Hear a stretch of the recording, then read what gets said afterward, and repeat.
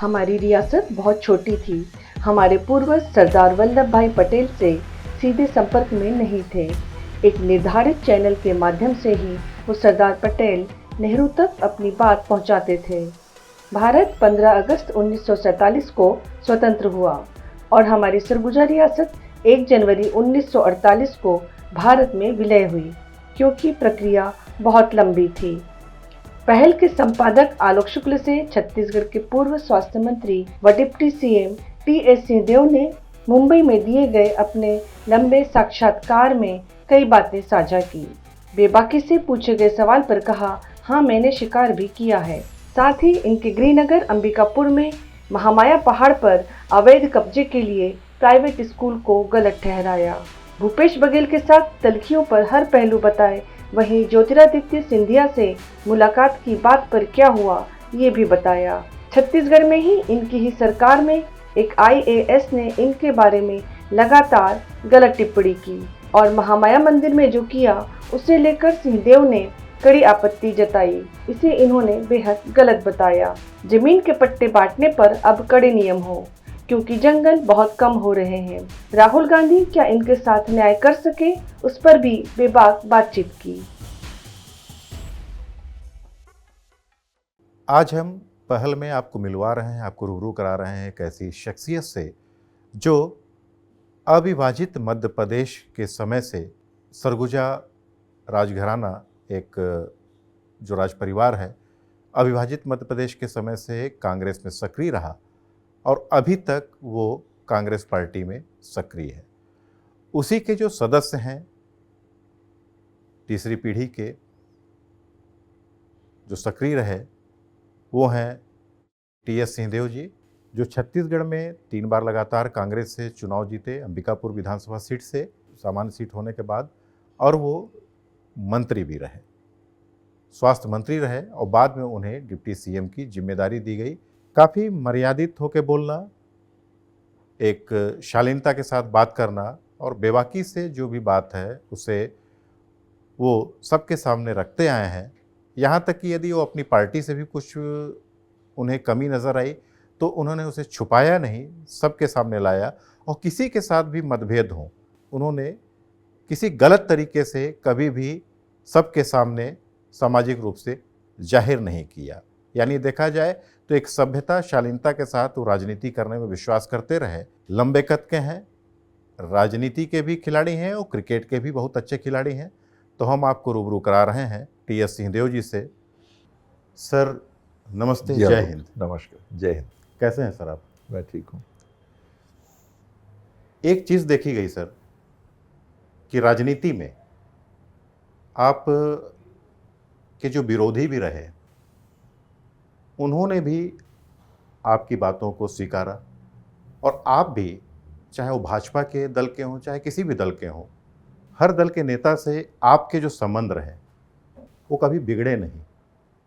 जैसा एक आजकल चलन हो गया है कि लोग एक दूसरे को अपना दुश्मन मान रहे हैं आज की राजनीति में, तो आपने जो परिभाषा है जो पहले से जो चली आ रही है एक अच्छी राजनीति की, आज भी उसे आप परिभाषित करते आ रहे हैं अपने आचार से, अपने व्यवहार से। इस पे क्या कहेंगे आप? मैं प्रयास करता हूँ कि जैसा हूँ वैसा रहूँ, कोई विशेष आडंबर सा ना बने। अपने साथ जैसा हूँ घर में वैसा रहूँ, घर में जैसा हूँ बाहर वैसा रहूँ। करीब करीब कुछ औपचारिकताएं आ जाती हैं, ठीक है, उसका पालन आदमी करता है, लेकिन स्वभाव से मैंने कभी समझौता जिसे कहते हैं नहीं किया कि मेरा जो नेचर है, मेरा जो स्वभाव है, उसी के अनुरूप मैंने जीवन जिया। तो चाहे घर हो, चाहे खेल का मैदान हो, चाहे व्यापार हो, चाहे राजनीति हो, उसमें मेरे लिए पक्ष विपक्ष, जैसे खेल के मैदान में 2 टीमें हैं, मेरा स्वभाव नहीं है कि तलवार वाली बात हो। खेले, पूरी ताकत से खेले, अच्छी मंशा से खेले, जीतने की मंशा से खेले। मैदान के बाहर हैं तो सामान्य संबंध। सर आप राज परिवार के हैं, बात आपने की कि तलवार वाली बात, तलवारबाजी तो आपने सीखी होगी ना? हाँ, लेकिन जहाँ चलनी चाहिए वहाँ चलानी चाहिए। सबसे पहले तो डिफेंस में, अगर कोई आक्रमण करता है तो आप अपनी रक्षा के लिए, क्षेत्र की रक्षा के लिए फिर तलवार का इस्तेमाल करिए। मेरा स्वभाव आक्रमण करने का नहीं, निसंदेह बचाव का है और क्षमता अनुसार बचाव का है, चाहे खुद का माने, परिवार का माने, क्षेत्र का माने, सरगुजा का माने, तलवार के रूप में नहीं, आवश्यकता के रूप में। मेरे लिए तलवार वही है, आज के युग में तो तलवार की कोई स्थिति है नहीं, लेकिन अगर कहीं कुछ करने की ज़रूरत हो जिसके लिए करना है तो फिर पीछे नहीं हटना। मैंने फिर एक अंदर का जो राजा है वो जाग उठता है आपके अंदर का। राजा जवाबदारी है। मैंने जो महसूस किया वो व्यक्ति है जो जागता है। राजा के रूप में तो बचपन से जो भी सुना कि लोगों के लिए क्या कर सकते हो, वो तुम्हारी जवाबदारी है धर्म के नाम पे, धर्म तक के हद तक, कि वो आपका प्रथम कर्तव्य है कि लोगों को कभी भी कोई आवश्यकता हो और उसमें आप कुछ पहल कर सको, उनका सहयोग कर सको, तो वो करना है। सर, एक पहल की बात हो रही है, हमारे भी चैनल का नाम पहल है। उसी पहल की शख्सियत पे आज रूबरू होने का सौभाग्य मिल रहा है आपसे। यहाँ पे मैंने मुंबई में एक प्रख्यात साहित्यकार हैं, नाट्यकर्मी हैं और लेखिका हैं और बड़ी पत्रकार रह चुकी हैं। उन्होंने सरदार वल्लभ भाई पटेल पर सरदार द गेम चेंजर बड़ी प्रामाणिक किताब लिखी है, काफ़ी वो किया है। कई बातें उसमें बड़ी प्रामाणिक हैं और कुछ उसमें ऐसे तथ्य हैं जो किसी को अप्रिय भी लग सकते हैं। उस पर एक बात आती है कि जो सरदार पटेल की जो भूमिका रही, उन्होंने एक बात बहुत अच्छी कही कि आजकल तो कोई आदमी अपने घर का कोई एक छोटा सा टुकड़ा, यदि 1 इंच भी ज़मीन चली जाती है तो उसके लिए भी लोग कोर्ट कचहरी कर देते हैं, छोटे से टुकड़े को देने में आनाकानी करते हैं। और उस समय जो 565 रियासतें थीं, उन्होंने तो अपनी कई संपत्ति दे दी, मर्ज की। और राज परिवार ने जिस तरीके से सरदार पटेल की बात को माना, तो रूस के एक जो इतिहासकार हैं उन्होंने कहा कि अंतर्राष्ट्रीय स्तर पर जो सरदार हैं वो शोध का विषय है। चूँकि आप राज परिवार से हैं, आप पर भी जो है कि प्रॉपर्टी आपकी काफ़ी है, कुछ जो विरोधी हैं आप पे बड़े हल्के आरोप लगा देते हैं। तो ये कहना चाहूँगा कि सरदार पटेल का दिया ताम्रपत्र तो राज परिवार के पास है ना, आपके पास तो है। बाकी तो नहीं मालूम। एक संयोग है कि सरदार पटेल से जन्मदिन में शेयर करता हूँ।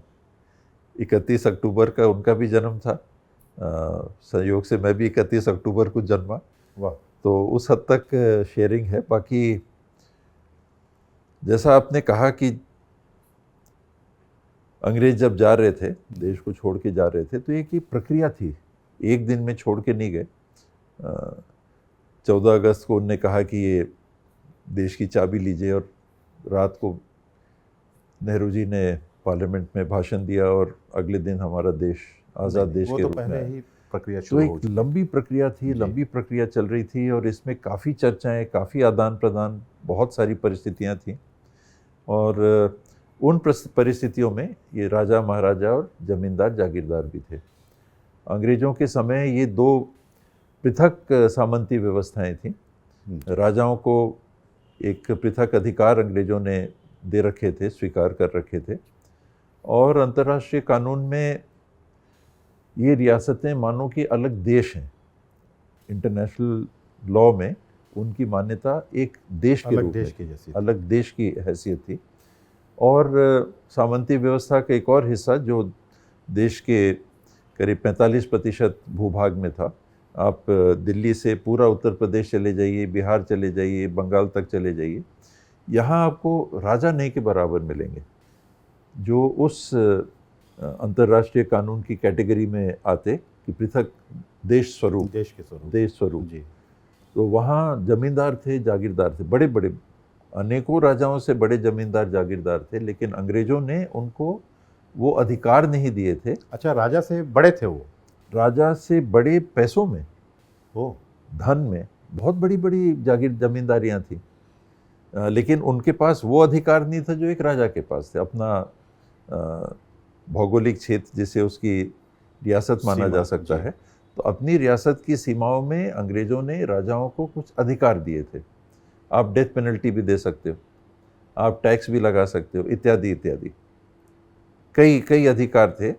और जमींदार जागीरदारों के पास उस हद तक अधिकार नहीं थे। अब जब देश का एकीकरण हुआ, विलीनीकरण हुआ रियासतों का और जमींदारियों का, तो इनके लिए कानून भी अलग अलग बने। राजाओं के लिए पृथक और जमींदार जागीरदारियों के लिए। आपने सुना भी होगा जमींदारी जागीरदारी अबॉलिशन एक्ट। एक अबॉलिशन एक्ट आया जिसमें 51-52 में जमींदारियों को हटा दिया गया, यानी उनके कानूनी कोई उनका अस्तित्व नहीं रहा। राजाओं के साथ पृथक व्यवस्था बनी। जैसा मैंने बोला, मैं भी इन बातों से वाकिफ़ नहीं था। डैडी ने, मम्मी ने अपने जीवन काल में, ख़ास करके डैडी ने, कभी उस नाते ट्रेन नहीं किया। वो IAS ऑफिसर थे, राजनीति चीफ सेक्रेटरी होके रिटायर हुए। राजनीति में भी एक केंद्र, जैसे आपने बताया, परिवार एक छोटा ही सही लेकिन एक ध्रुव था, एक केंद्र था। मम्मी पॉलिटिक्स में थे, लेकिन ये सब के बारे में उनने कभी मेरे से बात नहीं की। बल्कि अभी इस तरह से आपने बात को उठाया, तो मैं जब स्कूल में पढ़ रहा था तो एक दिन मैंने पूछा कि क्या हम लोग किसी राजा परिवार के हैं। तो मेरी जो परवरिश माता पिता ने की, वो एक ऐसे वातावरण में की कि मैं सामान्य परिवार के रूप में जाता था, सरगुजा जाता था, दशहरा वगैरह ये भी देखा, लेकिन रजिस्टर दिमाग में वैसा नहीं था, क्योंकि माता पिता ने वैसा बड़ा नहीं किया। और मैंने एक दिन पूछा भी था कि हम लोग कोई राज परिवार के हैं, तो फिर उनने कहा था कि हाँ। उसी तर्ज पे बात को आगे एकदम से बढ़ाते हुए, डैडी की, उनका डेथ हुआ 2001 में, छत्तीसगढ़ बनने के कुछ महीने बाद। 1 नवंबर को छत्तीसगढ़ बना, 24 जून 2001 को उनकी डेथ हुई। तो मम्मी ने एक किताब दी, और गमी का पीरियड था उस समय, हम लोग घर पे बैठे थे, ये सब लास्ट राइट्स करके आए थे। तो उन्होंने कहा इसको पढ़ना, और मैंने वो पूरी किताब पढ़ी। एक लॉयर हैं, उनने उसको लिखा था, और उसमें ये सब बातें मेरी जानकारी में और संज्ञान में आई कि राजाओं के साथ, क्योंकि उनका अंतर्राष्ट्रीय कानून में एक पृथक अस्तित्व था, देश बराबर अस्तित्व था, तो उनसे जो संधि हुई वो अलग प्रकार की संधि हुई, और उसी को मर्जर फिर कहते हैं। मर्जर, जी, विलीनीकरण जो हुआ। जमींदारी जागीरदारी का विलीनीकरण नहीं हुआ, वो तो अंग्रेजों के डायरेक्ट कंट्रोल में था, उन्होंने डोमिनियन ऑफ इंडिया को दे दिया। तो 55% हिंदुस्तान अंग्रेजों ने डोमिनियन ऑफ इंडिया को दे दिया, और 45% हिंदुस्तान, जिसमें आपने बताया कि ये रियासतें थीं, उनको कहा कि आपको जो करना है करो। पाकिस्तान में जाना है पाकिस्तान में जाओ, हिंदुस्तान में आना है हिंदुस्तान में जाओ, राजा बने रहना है तो राजा बने रहो। जाते जाते भी अंग्रेजों ने एक खेल किया। एक बड़ी रोचक बात निकल कर सामने आई, जो उस किताब से मैंने भी जब अध्ययन किया, तो लगातार चूँकि छत्तीसगढ़ से जुड़ी उसमें एक बड़ी विशेष चीज़ पढ़ने, जब कुछ किताब के कुछ पन्ने पलटे तो उस पर आया कि जो सरदार पटेल को जो प्रेरणा मिली थी विलीनीकरण की, वो बस्तर राज्य से मिली थी। अरे बस्तर का जो राज परिवार है, क्योंकि जो प्रवीर चंद्र भंजदेव थे उस समय वो नाबालिग थे, और वो जो संपत्ति है वो निजाम के पास लीज में थी, ये उन्होंने उल्लेख किया। माने अंग्रेज़ों की जो नज़र थी कि कैसे कैसे हम जो संपन्न राज्य, माने राज्य का कहिए, जो संपन्न देश के जैसे हैं, तो उनको हम कैसे अपने पास मिलाएं। और हैदराबाद का जो निजाम था वो तो अंग्रेज़ों को धन भी देता था, एक व्यवस्था के तहत बैंकर के रूप में, तो उसकी जो उपस्थिति थी अंग्रेज़ों के पास शक्तिशाली रूप में मौजूद थी। उसमें निज़ाम हो या और कुछ जो बड़ी रियासतें थी जो जिनके पास बहुत धन था, आप जयपुर भी गिन सकते हैं, मैसूर भी गिन सकते हैं, और 7 एक ऐसी रियासतें थीं जिनके पास काफ़ी धन था। पर ये सबकी संधि अंग्रेज़ों से थी कि आप एक ट्रिब्यूट अंग्रेज़ों को देते हैं और वो आपको इंडिपेंडेंट राजा मानते हैं। सर धन तो आपके पास भी था ना? तो उतना नहीं, ये तो बहुत बड़ी रियासतें थी। हम लोग तो एक वर्णाच्छादित क्षेत्र के रहने वाले हैं, आप तो खुद वहाँ के हैं, आप जानते हैं। तुलनात्मक ये कम विकसित इलाका था, यहाँ समुद्र नहीं था, बंदरगाह नहीं थे, व्यापार का आदान प्रदान नहीं था, आना जाना नहीं था। आप देखेंगे जो रियासतें बड़ी हुई उनके पास ट्रेड था, तो व्यवसाय से और व्यापार से ही फिर धन बढ़ता है, या फिर आप गए और कहीं से आप धन लेके आए, किसी को हराया वहाँ से उठा के लाए, धन लेके आए। एक बात इसमें बहुत अच्छी उन्होंने कही कि सरदार पटेल ने जो 565 स्टेट को मिलाया, रियासतों को मिलाया, उस पर ना तो कोई खून खराबा हुआ ना कुछ हुआ। कुछ जगहों पे विरोध हुए, उसे उन्होंने दबाया, लेकिन जिस तरीके से उस समय की स्थिति परिस्थिति थी, एक दो समुदाय के बीच संघर्ष की स्थिति थी, उस समय विलीनीकरण एक बहुत बड़ी प्रक्रिया थी। तो यदि राज परिवार की बात की जाए तो जो आपका एक सरगुजा राज परिवार, उसने क्या योगदान दिया इस विलीनीकरण में, या सरदार पटेल जो हैं आपके परिवार से प्रभावित हुए, कुछ ऐसे तथ्य हैं आपके पास? सरदार पटेल से संपर्क डायरेक्ट तो नहीं, मैंने सुना नहीं परिवार में कभी, पर वो डायरेक्टली ही सबके साथ मीडिएट नहीं करते थे। राजाओं के साथ सरदार पटेल मीडिएट नहीं करते थे। मान लीजिए मेनन जी थे, मेनन जी थे जो सचिव थे, लिखा पढ़ी उनके माध्यम से होती है, और रविशंकर शुक्ला जी जो एक सीएम बाद में चीफ मिनिस्टर भी बने 1956 में मध्य प्रदेश के, ये लिंक हुआ करते थे राजाओं के लिए इस क्षेत्र से, छत्तीसगढ़ से दिल्ली। नेहरू जी, बाकी वल्लभ भाई पटेल माना जाता था वही टीम है, नेशनल लेवल की टीम है, तो इनके लिए रास्ता इनके माध्यम से था। तो डायरेक्ट मेरे को जानकारी नहीं है कि नेहरू जी से इंटरेक्शन होता रहा हो या सरदार पटेल से इंटरेक्शन होता रहा हो, लेकिन नीति निर्धारक वो थे। एक उस परिस्थिति में आप सोचें कि कश्मीर ने कहा कि हम ज्वाइन नहीं करेंगे,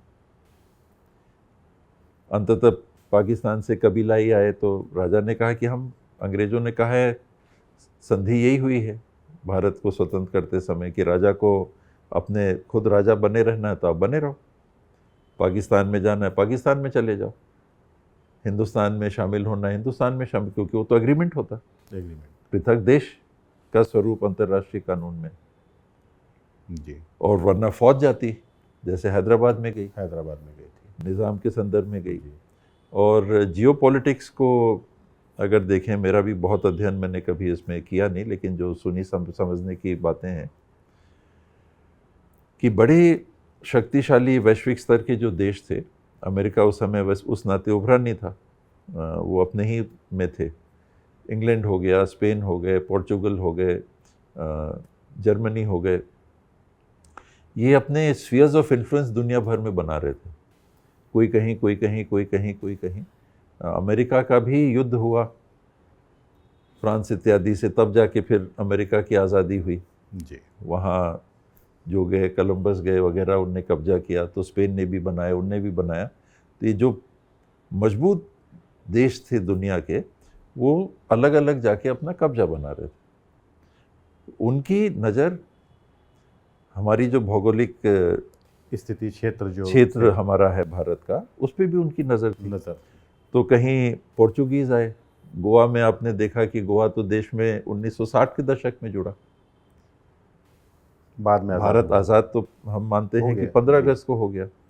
तकनीकी तौर पे आप देखिए तो सरगुजा का जो विलीनीकरण हुआ वो 15 अगस्त को नहीं हुआ, 1947, 1 जनवरी 1948 को हुआ। अच्छा, कि जब ये बड़ी रोचक बात, ये तो मुझे भी पता नहीं रहती, क्योंकि हम लोग भी बड़े हुए तो हम लोग को बता के नहीं सब किया गया, लेकिन जब मैंने देखा, मैंने पढ़ा, क्योंकि संधि चल रही थी, वो तो संधि थी, बाकी अपॉइंटमेंट्स हो गए थे, ऑफिसर्स आ गए होंगे, कुछ हो गया होगा, लेकिन जो संधि होनी थी, ट्रीटी होनी थी कि हाँ अब ये दस्तखत हो गया, अब आपने अपने राज को भारत में विलीन कर लिया, आप लीन हो गए भारत देश में, आपका जो राज 1 जनवरी 1948। तो इसीलिए मैंने जान के 1 जनवरी 1948 में महामाया पहाड़ी पे जो तिरंगा लहर है तो मैंने 1 जनवरी ही चुना। अच्छा, ये प्रतीकात्मक आपका एक एक संदेश मेरे था। तरफ से एक प्रतीकात्मक है कि सरगुजा 1 जनवरी 1 जनवरी 1948 को को लीन हुआ। भारत में पूरी आम तरीके तौर से पे, लीन हाँ, हुआ। ये आती ही नहीं बात, नई जी। पीढ़ी को तो ये सब बातें मालूम ही नहीं, हम लोग को भी नहीं मालूम थी जब तक अच्छा फादर सर, का ये डेथ नहीं बताइए हुआ। कि ये तो बड़ी अच्छी रोचक बात बताए, और आज युवा पीढ़ी इससे नहीं जानते। लेकिन वो कोई नहीं। आज की जो युवा पीढ़ी है वो एक्सेप्ट करती है, कई चीज़ों को लेती है यदि उनको बताया जाए, और ये अच्छी बड़ी रोचक बात है, ये तथ्य है। ये सरदार पटेल का जो विलीनीकरण का जो दस्तावेज था, आप लोग को कुछ विशेष अधिकार जो आजीवन रहेंगे हाँ, राज थे। परिवार को? उसमें कई बातें थी। उस समय की सरकार ने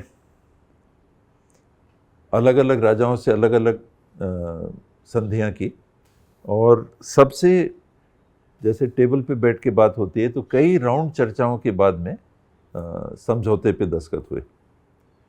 उनने ग्रुप्स बना दिए थे, जैसे वेस्टर्न स्टेट एजेंसी, तो देश का जो पश्चिमी क्षेत्र है, यहाँ की जो रियासतें थी वो वेस्टर्न स्टेट एजेंसी में थी, सरगुजा ईस्टर्न स्टेट एजेंसी में थी। तो बंगाल की, उड़ीसा की, बंगाल तो नहीं पर उड़ीसा, जोन में झारखंड, उन्होंने हाँ, डिवाइड कर जोन दिया जोन। था। तो ये करीब 40 राजा वहाँ थे, 30-40 राजा यहाँ थे, अलग अलग ऐसा करके किसी से कुछ बात, तो एक ग्रुप्स में बात हो रही थी, ग्रुप्स में भी बात हो रही थी हो ताकि रही थी जी। सहूलियत हो, एक दूसरे समझें भी कि किससे क्या हो रहा है, क्या ये ऐसा तो नहीं कहीं कुछ हो रहा है, कहीं कुछ हो रहा है। तो उस मर्जर डॉक्यूमेंट मैंने जो पढ़ा उसमें स्पष्ट तौर पे बातें लिखी हुई थी। एक, आपको इतना प्रीवी पर्स मिलेगा साल का, सरगुजा का 1,30,000 या 1,50,000 के आसपास था, कम था। आमदनी जिसकी 3 साल की जैसी रही होगी उसका एवरेज मान के उनने प्रीवी पर्स तय किए थे। राजाओं ने जो अपने 3 साल की आमदनी डिक्लेयर की उस हिसाब से प्रीवी पर्स तय हुए। फिर आपको कुछ प्रिविलेजेस मिले कि कहीं आप ट्रेन में जाएंगे तो एक बोगी आपको मिलेगी। अच्छा, हाँ, एक बोगी आपको मिलेगी, और उसमें पुलिस तो आपको राज के अंदर के वैसा नहीं मिलेगा, लेकिन बाहर जाएंगे तो उस समय आपको ये मान लीजिए बोगी मिलेगी। जो बड़ी रियासतें थीं उनको बाहर से लाने के लिए भी आयात निर्यात करने की भी कुछ विशेष छूट थी। 7 बड़े जो राजा थे उनके साथ टर्म्स अलग अलग प्रकार के थे। फिर मान लीजिए शिकार की बात आ गई, आप सरगुजा के हैं, सरगुजा हम लोग शिकार से परिवार बहुत मैं उसमें करीबी आने से ही जुड़ा वाला हुआ था। जुड़ा हुआ रहा है। जी। तो उसमें उदाहरण के लिए कि जो ब्लॉक्स बनाए गवर्नमेंट ऑफ इंडिया ने और स्टेट गवर्नमेंट्स ने, रेंज जिसको आज हम कहते हैं, तो रेंज में आप रिजर्व कर सकते थे शिकार करने के लिए। ये नहीं था कि कहीं भी जाइए, पर राजा को वो प्रायोरिटी दी थी कि अगर आप शिकार करेंगे तो एक प्रायोरिटी आपको मिलेगी, कहाँ आप करना चाहते हो, रेगुलेटेड रहेगा, और restriction छूट भी तो है रहेगा। नहीं। पहले तो आप ही प्रबंधक थे, आप ही व्यवस्था चलाते थे। तो ये कब तक चला सर? ये 71 तक, 71 तक चलते हाँ, रहा ये? जब तक प्रिविलेजेस थे तब तक चलता रहा। 71 में इंदिरा जी ने उसको भंग किया, और छोटी बड़ी बात और मान लीजिए कि सभी राजाओं को ये कहा गया था, जैसे अभी राज्यसभा है, कि वैसे अपर हाउस बनेगा, और आपके परिवार का जो उत्तराधिकारी या जो आपके वो रहेंगे उनको उसमें हाउस में जगह मिलेगी, हाउस ऑफ लॉर्ड्स जैसे इंग्लैंड में। जी। तो बतौर हाउस ऑफ लॉर्ड्स कहा गया था कि आपको रिप्रेजेंटेशन मिलेगा। वो नहीं किया कांग्रेस ने, उस समय कहा लेकिन नहीं किया। तो आपको तो कांग्रेस से नाराजगी होनी चाहिए सर। इंदिरा गांधी ने भी तो देखिए प्रिविलेज खत्म नाराजगी, कर दिया। उस नाते नहीं कि कांग्रेस से नाराजगी, पर ये बात तो मन में है कि जो बातें तय होती हैं उसको हमको लेकिन सरदार मान्यता पटेल देनी चाहिए। सरदार पटेल के साथ जो बातें आई, उन्होंने जब वो उस चीज़ को किया कि ये आपको मिलनी चाहिए, तो इंदिरा गांधी ने उसे क्यों खत्म कर दिया फिर? बात सरदार पटेल की नहीं है, जी। हम लोग किसी एक व्यक्ति को नहीं देख रहे थे। हम लोग मान लीजिए गांधी जी का तो एक वो अलग ही था, वो ये सब में थे भी नहीं। उनको राष्ट्रपिता के रूप में मानिए या अलग मान्यता मानिए, वो तो उनकी एक अलग मान्यता थी। बाकी किसी एक लीडर को हम लोग अलग उस समय नहीं देख रहे थे कि सरदार पटेल कर रहे हैं, कि नेहरू जी कर रहे हैं, कि कोई तीसरा कर रहे हैं, कि चौथा कर रहे हैं। नेहरू जी का एक नाम था, पटेल जी का एक नाम था, राजेंद्र प्रसाद जी का नाम था, IB Surguja Rajendra Prasad ji, great grandfather के साथ बकायदा हाथी में उनका निकले, और उस हाथी समय में फोटोग्राफ्स हैं आप लोगों ने देखी। तो एक उनके नाम के स्कूल आज तक हैं। उन्होंने आके राष्ट्रपति भवन कहा पंडो- जाता है, जो सरगुजा पंडोपारा में आए थे वो, हाँ, वहाँ पे किंवदंती जैसे बना दिए कि यहाँ पे आए तो सरगुजा का राष्ट्रपति भवन हो गया। वो राष्ट्रपति भवन नहीं, राष्ट्रपति ने भवन बनाया। राष्ट्रपति ने भवन बनाया। हाँ, कुछ एक किंवदंती है कि शायद रुके थे क्या वहाँ, तो मुझे नहीं लगता है कि वहाँ रुके होंगे रात, पर आए थे। और सिलफिली के पास आप जानते हैं पंडो नगर, वहाँ पर है। उदयपुर के पास वहाँ पर है। करजी जाते समय कतकालो वहाँ पर भवन जो बना था, ये उनके समय का उद्घाटन किया हुआ। कुएं हैं बने हैं, उनके नाम लिखा हुआ था। एक बात आती है सर कि जो शिकार और सरगुजा राजघराना, राज परिवार, तो स्वर्गीय श्री रामानुज शरण सिंह, उनके बारे में एक जो तथ्य पता चला, एक प्रवासी भारतीय, सौभाग्य से वो मेरे चाचा हैं, अंकल हैं, हाल में भी वो अमेरिका में है, आते हैं, तो एक चीज़ बताए कि वो यहाँ के जो महाराजा थे वो जिम कार्बेट से भी बड़े शिकारी थे। तो मैंने जिज्ञासावश पूछा कि कैसे, तो बोले कि जो जिम कार्बेट थे उनको कभी कभी किसी शेर को मारने में या किसी को आदमखोर को मारने में 2-3 फायरिंग करनी पड़ी है, लेकिन यहाँ पे इनका हाथ जब वैसे बंदूक वैसे हाथ कांपता था, लेकिन जैसे ही राइफल में निशाना लगाते थे स्थिर होता था और एक फायरिंग में ही वो शिकार करते थे, चाहे कितना भी बड़ा आदमखोर हो, चाहे जो हो। और दक्षिण अफ्रीका में भी उन्हें बुलाया गया और वहाँ भी उनका प्रदर्शन यही रहा, एक गोली एक शिकार फाइनल। और कुछ ने तो यहाँ तक बताया कि वो 2 किलोमीटर एक बार क्या हुआ कि शिकार कर रहे थे, उन्होंने शिकार किया, शेर वहाँ दिखा नहीं, वो बोले कि आगे जाके देखो मेरा निशाना चुकेगा नहीं। 2 किलोमीटर के बाद वो वहाँ पे शेर मरा पड़ा दिखा। तो एक आत्मविश्वास था। तो इतनी बड़ी जो चीज़ है वर्ल्ड लेवल के, तो उसको भी तो एक हाईलाइट होना चाहिए, ये सब बातें सामने आनी चाहिए सर। आज का ज़माना तो शिकार से बहुत पृथक है। अभी तो आप शिकार की बात करेंगे तो गड़बड़ है। नहीं, तो लेकिन जो देश काल और परिस्थितियाँ थी, हाँ, देश काल परिस्थिति के हिसाब से बात आ रही है। निश्चित रूप से। उस समय तो आदमखोर शेर हुआ करते थे, लोग बुलाते थे कि भाई इनको मार दो। सही, वो आप सरगवा के पास में शेर और चीते घूमते थे और वहां से फिर शिकार करके आते थे। जैसे तो अंबिकापुर में कलेक्टर का जो बंगला है, वहाँ टाइगर का मचान हुआ करता था। अच्छा, हाँ, जो कलेक्टर बंगला है आज का, वहाँ पे मचान हुआ करता था, वहाँ टाइगर का मचान हुआ करता था। तो समय है। और स्वर्गीय महाराज रामानुज शरण सिंह देव जी के संबंध में जो आपने कहा, का बहुत बड़े शिकारी थे, इसमें कोई दो बात नहीं है। वैश्विक सबसे ज़्यादा टाइगर उन्हीं ने मारे। रीवा महाराज और उनका एक उस समय बताते हैं कंपटीशन सा भी चल रहा था, तो ये 1367 करीब, एक उनकी डायरी थी, मैंने गिना था उसमें जी, तो 1367 अंकित थे। शेर बाघ सब मिला के। शेर केवल टाइगर, हाँ टाइगर। तो बहुत अच्छे शिकारी थे, इसमें कोई दो बात नहीं है। और अफ्रीका 3 बार गए थे, वहाँ भी हंटिंग हुई। अभी भी वहाँ जो आदमखोर शेर है वहाँ पे वो मारे हैं। वहाँ आदमखोर भी मारे होंगे जी, पर जैसे यहाँ अभी शिकार बैन है, टोटल बैन है भारतवर्ष में। अफ्रीका में भी अभी कुछ दिन पहले गया था, तो परमिट मिलते हैं, जैसे मैंने आपको बताया। आप शिकार किए सर वहाँ अफ्रीका में? आपने क्या मारा सर? वाटर बग मारा, एक हिप्पो भी मारा, वॉर्ट हॉग मारा। तो आपका निशाना कैसा है सर? एवरेज। कितने राउंड में? नहीं, आमतौर पे तो ये रहता है कि एक गोली में ही, वरना अच्छी बात नहीं है जी। गोली चलाओ तो पहली चीज़ लगनी चाहिए जी।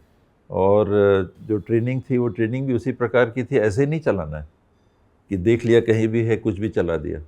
चलाना है तो फिर एनिमल ड्रॉप होना चाहिए और एक ही उसमें, एक ही शॉट में ही गिनना चाहिए। तो वो तो ट्रेनिंग थी और वो तो सोच थी और प्रयास भी वही रहता था।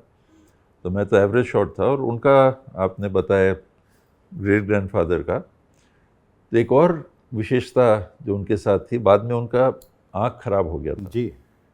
राइट आए। तो आमतौर पे आदमी निशाना ऐसे लेता है, तो दाहिने कंधे पे रखता है और बाईं आंख बंद करेगा और दाहिनी आंख से देख के फिर निशाना लेता है। तो उनकी राइट आई साइट खराब हो गई थी, कमज़ोर हो गई थी, तो लेफ्ट आई से वो निशाना लेते थे। तो अब आप ये सोचो कि कोई ऐसे कर रहा है, ऐसे करके फिर आपको इस आंख से देख के चलाना पड़ता। और बंदूक अगर आपने चलाई तो किक लगता है, तो उसमें कभी नाक में लगेगा, कभी होंठ में लगेगा, क्योंकि तो आप ऐसे करके चला रहे हो, बंदूक सीधी है। तो उनके बंदूक का बट टेढ़ा था। अच्छा। उनने बनवाया ऐसा था कि बट थोड़ा ऐसे आता था, कंधे पे रखा तो वो इस नज़र से सीधा देख लेते थे, जिसमें वो रिवर्स वो भी करे तो थोड़ा ऐसे होके हो जाए, क्योंकि डाइल्यूट हो जाए। बड़े हैवी जो बंदूक हैं उनका किक काफ़ी रहता है। वो बड़े बंदूक, वेपन्स आप चले, वो तो बंदूक आज भी होगी सर। कुछ हैं, कुछ तो चली गई। तो उसमें तो 500 बोर भी थे, 475 4.475 जिसको बोलते हैं। जिम कार्बेट के पास जो बंदूक है रही और आपके यहाँ रही ग्रैंडफादर की, क्या इक्वालिटी थी उसमें? अलग अलग रहा होगा।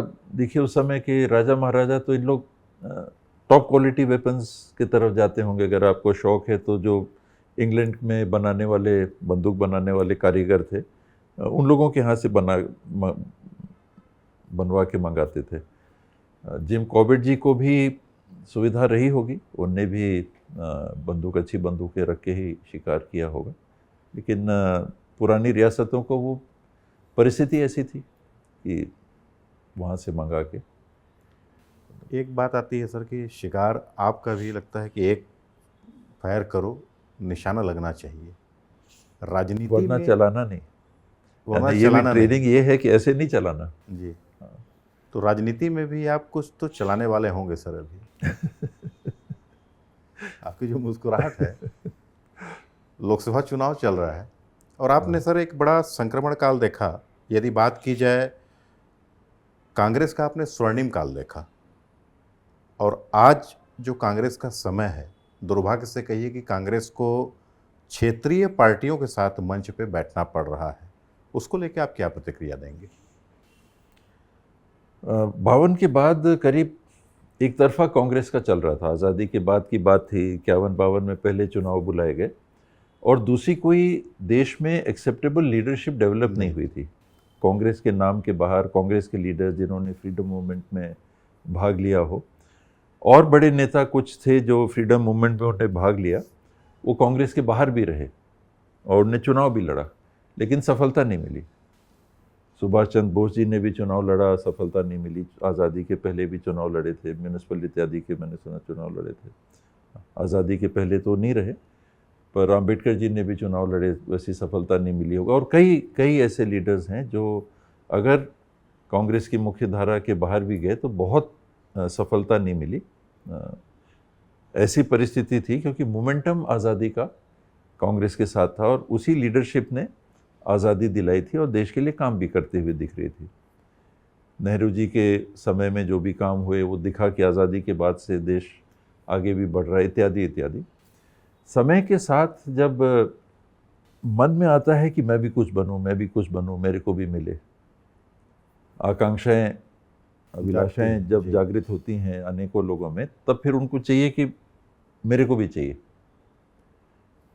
तो कांग्रेस में आप हैं, आपका मेरे को चीफ मिनिस्टर बनना, आपको नहीं मौका मिला दूसरे का, तो मैं छोड़ के जा रहा हूँ, मैं अपना अलग पार्टी बनाऊंगा।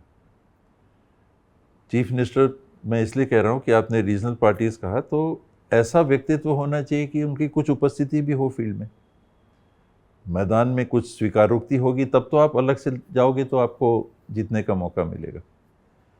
तो ये जितने अप्रत्यक्ष, आप बहुत बड़ी बात कर रहे हैं सर। यदि देखा जाए छत्तीसगढ़ में भाजपा को 2018 में बुरी तरीके से लोगों ने नकार दिया। 2003 में अजीत जोगी का शासन था। कुछ चीज़ें ऐसी हुई कि जो यहाँ की जनता ने नकारा, क्योंकि छत्तीसगढ़ की एक जनता है वो तानाशाही कभी बर्दाश्त नहीं करती, चाहती है कि सीधे सरल तरीके से चलते रहें और बाकी चीज़ें अपने पटरी पे दौड़ती रहेंगी।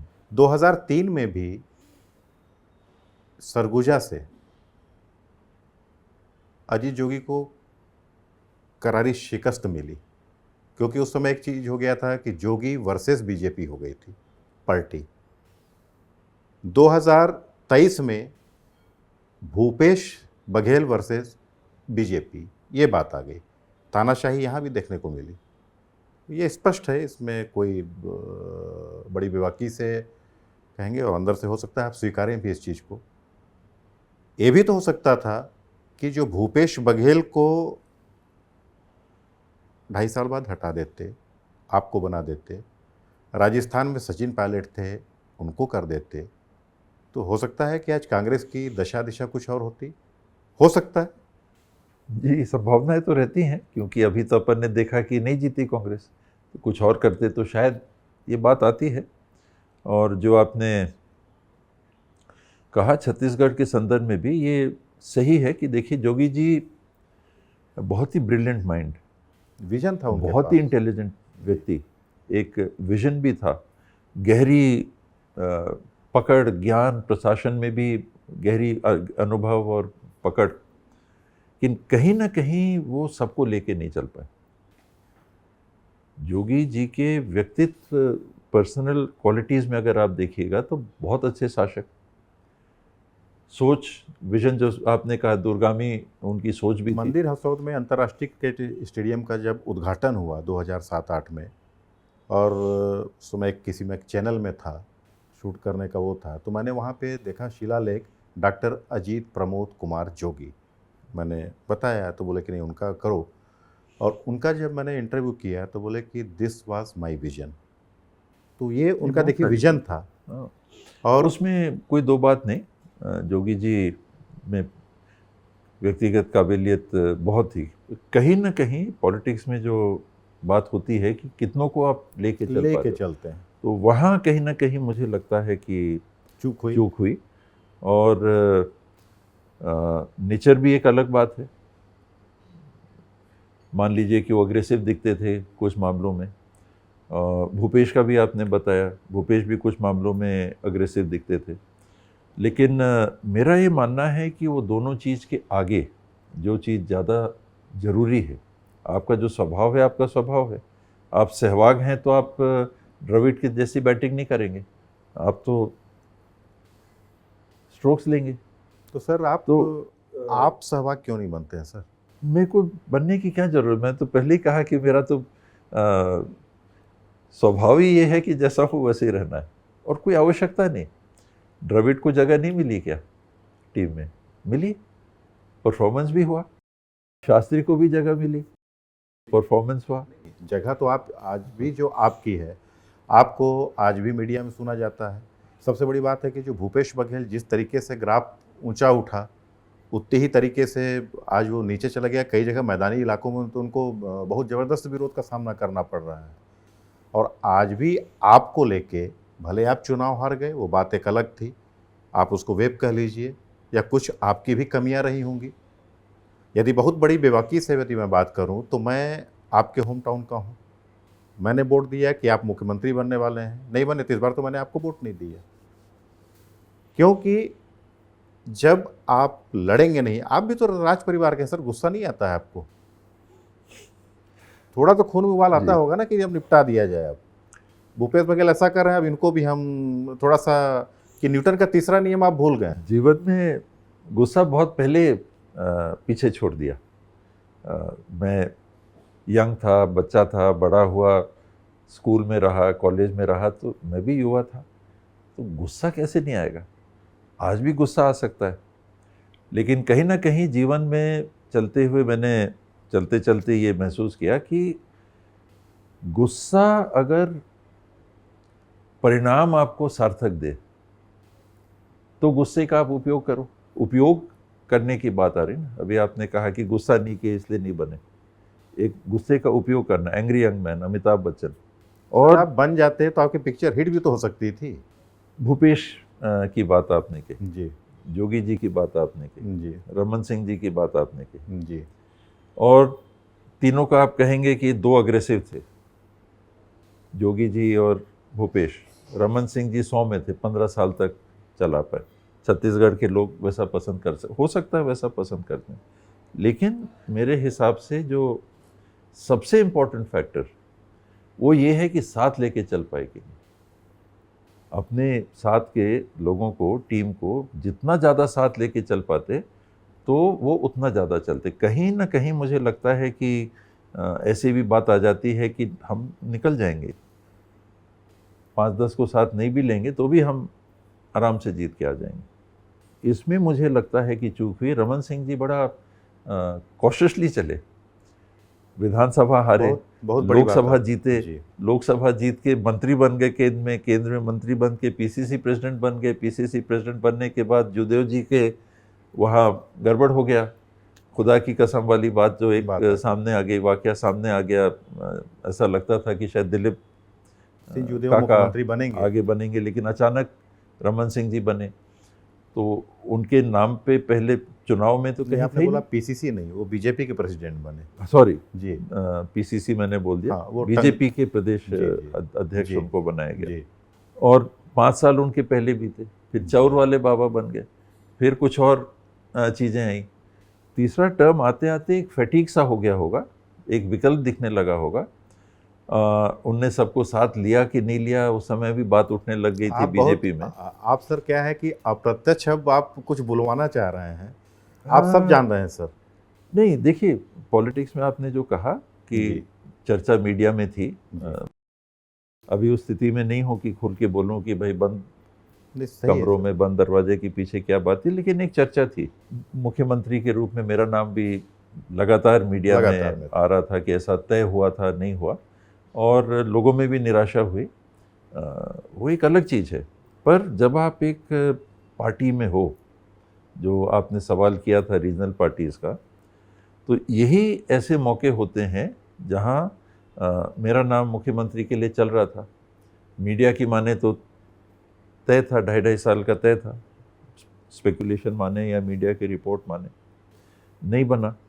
तो अब मैं निकालूं तलवार और सर, कहूं कि भाई मेरे को नहीं बनाया, मैं एक अलग पार्टी बना रहा हूं।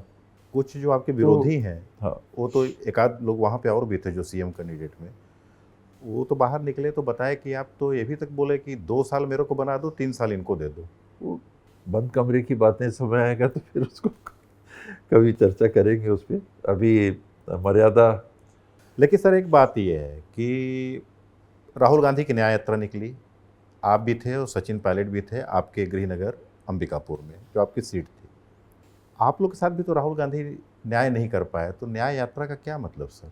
2 दिग्गज नेताओं के साथ ही वो न्याय नहीं कर पाए राहुल गांधी। व्यक्तिगत न्याय और व्यक्तिगत आकांक्षाएं मेरे को लगता है कि अलग चीज़ है। राहुल जी किसी को कुछ बनाने के लिए यात्रा नहीं कर रहे, जहाँ तक मैं समझ पाया। उन्होंने तो वोट भी नहीं मांगा, कन्याकुमारी से कश्मीर श्रीनगर तक पहुँच गए और मणिपुर से मुंबई आ गए। एक जगह उन्होंने कांग्रेस पार्टी को वोट दीजिए की बात नहीं की, पहली चीज़। और जब परिवार चलाना है, एक समूह, एक संगठन चलाना है, तो उसमें सबको कहीं ना कहीं ये मान के चलना पड़ेगा कि करना है तो जॉइंट एफर्ट करना है और उसका लक्ष्य कुछ होना चाहिए। मैं अगर राजनीति में केवल मुख्यमंत्री बनने के लिए हूँ, तो जो मेरे को मुख्यमंत्री बोलेगा बनाऊंगा, मैं उनके पास चला जाऊंगा। मेरा टारगेट मुख्यमंत्री बनना नहीं है, मान लीजिए बनूंगा तो मेरे को कोई परहेज नहीं, मुझे खुशी होगी, मेरे को भी मौका मिला, मैं भी अपने सोच से काम करके देखूं कि कुछ कर पाता हूं कि नहीं। आदमी नहीं रहता है तो बहुत चीज़ सोचता है कि मैं रहता तो ऐसा करता, ऐसा करता। अब कर पाओगे कि नहीं, एक अनुभव लेने का मौका मिलता। लेकिन मेरी राजनीति केवल मुख्यमंत्री बनना है क्या?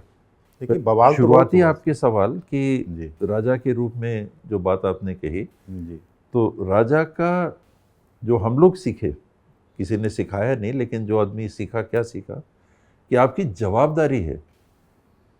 सरगुजा कि आप राजा तो नहीं हो, राजपाट तो कांग्रेस पार्टी ने लिया, आपने समझौता करके बाकायदा दिया कि हाँ ये ठीक है, ये चीज़ हमारे पास, वो चीज़ हमने बाकी पूरा राजपाट देश में लीन कर दिया।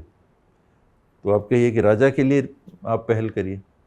नहीं किया आपने, आपने कहा कि नहीं ये ठीक है, और फिर उसी कांग्रेस पार्टी का साथ दिया जिस कांग्रेस पार्टी ने राज लिया, उसी कांग्रेस पार्टी का साथ दिया जिस पार्टी के शीर्षस्थ नेतृत्व में रहे वल्लभ भाई पटेल जी ने ये सारे राजाओं के राज लेने की प्रक्रिया को पूरा किया।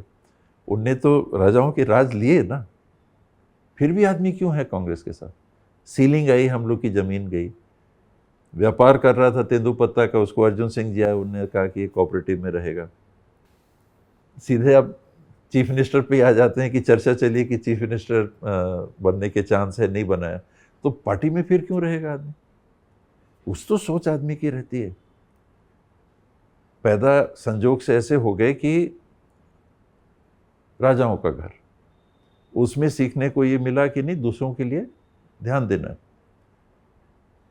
आपका ये धर्म बनता है, आपका फर्ज बनता है, सिखाया गया। संयमित होके ही बोलना है, संयमित होके भी मर्यादा बोलना है, रखनी उसमें है। तो ये तो नहीं सिखाया गया। मेरे को लगता है कि कई लोग हैं जो तलवार वाले होंगे, हर वर्ग में रहते हैं, कोई ये राजा महाराजा। सर जैसा अभी आप बोले कि गुस्सा आ भी सकता है, हाँ, नहीं गुस्सा आता है, पर तो उसका पी क्यों जाते हैं सर? वो तो आपकी हेल्थ के लिए नुकसानदायक है। वो मैं क्रिकेट खेल रहा हूँ जी, और मुझे गुस्सा आ गया, मैंने बल्ला घुमा दिया, तो आउट ही ना होगा?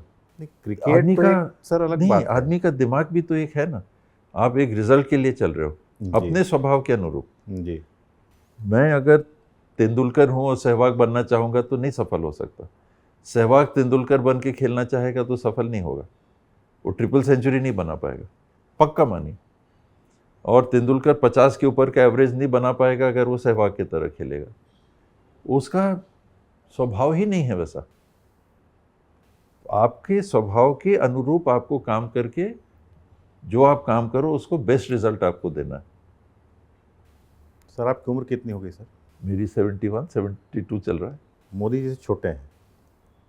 मोदी जी ने तो अपनी पार्टी के लिए कह रखा है कि 75 साल के बाद, मैंने अभी तो आपके पास 4 साल से मारा, मैंने मोदी जी की ही बात मानी। नहीं, मेरे को मौका मिलेगा तो क्यों नहीं जिम्मेदारी लेंगे। आपने बिल्कुल रायगढ़ जिम्मेदारी में नरेंद्र मोदी जी की तारीफ की कि केंद्र सरकार हमें सहयोग देती है, तो क्या राहुल गांधी को नाराजगी हुई इस पे? दो चीज़, एक मोदी जी की तारीफ मैंने नहीं की जी, मोदी जी एक व्यक्ति हो गए। जी, मुझे छत्तीसगढ़ गवर्नमेंट की तरफ से जी, चीफ मिनिस्टर भूपेश जी ने मेरे को कहा कि मैं नहीं जा पा रहा हूँ महाराज, आप चले जाइए, प्रोग्राम आप अच्छा, अटेंड भूपेश कर बघेल लीजिए। भी आपको महाराज करके ही बात करते हाँ, हैं? हम लोग, मैं उनको भूपेश भाई बोलता हूँ, वो महाराज बोलते हैं। अच्छा अच्छा, प्रेम के जैसे भी संबंध मानिए, हम लोग आप बातचीत ऐसे ही करते हैं। लेकिन अंदर अंदर वो जड़ काटते रहते थे आपकी, वो तो। और वहाँ जब रायगढ़ गए तो मैं अपने आप को महसूस कर रहा हूँ या मान रहा हूँ कि मैं छत्तीसगढ़ शासन का प्रतिनिधि हूँ, जी, और हमारे यहाँ प्रधानमंत्री मेहमान के रूप में आए। जी, जिस विभाग की कुछ योजना का वो पटाक्षेप कर रहे थे, वो स्वास्थ्य विभाग से भी जुड़ी हुई थी। मैं स्वास्थ्य विभाग आप स्वास्थ्य मंत्री थे। मंत्री के रूप में भी काम कर रहा डिप्टी था। सीएम हो ही चुके थे आप, डिप्टी सीएम भी बन चुके थे आप। शायद उस समय। उसी नाते हो आपको गया। एक प्रोटोकॉल में वो भी भेजा गया। वहाँ जाने के बाद, हालांकि मेरे को तो ने भूपेश जी ने बोला था तो मैं उस नाते गया था। तो मैं एक मेहमान को, जो देश के प्रधानमंत्री हैं, जिनके साथ हम लोग बार बार कहते हैं केंद्र और राज्य शासन के संबंध अच्छे होने चाहिए। गवर्नमेंट ऑफ इंडिया कुछ हमारे हक का पैसा है कलेक्ट करती है, वो हमको देती है, वो कोई देने की बात नहीं है। कुछ और योजनाएं जो चलाती हैं वो पैसा देती है, अधिकार है, उसका वो तो राज्य का एक क्रियान्वयन हम अधिकार। लोग करते हैं। अधिकार जी। अलग अलग बटे हुए हैं। जी, तो छत्तीसगढ़ और देश को चलाने के लिए अगर एक तरफ आप कहते हो कि केंद्र और राज्यों के संबंध मैत्रीपूर्ण होने चाहिए, तो वहाँ जाके अगर मैं ये कह रहा हूँ कि दिल्ली से, मैंने मोदी जी का नाम भी नहीं लिया, दिल्ली सरकार से मैंने ऐसा महसूस नहीं किया कि विभाग के तरफ से जो बातें जा रही हैं तो हमारे साथ कोई सौतेला व्यवहार हमको मिलता रहा। मैं पंचायत विभाग के मंत्री के रूप में भी काम करने का मौका पाया था, और मुझे लगता था कि भेदभाव होगा ही, कांग्रेस भाजपा होगा ही, और पैसे हम लोग को नहीं मिलेंगे।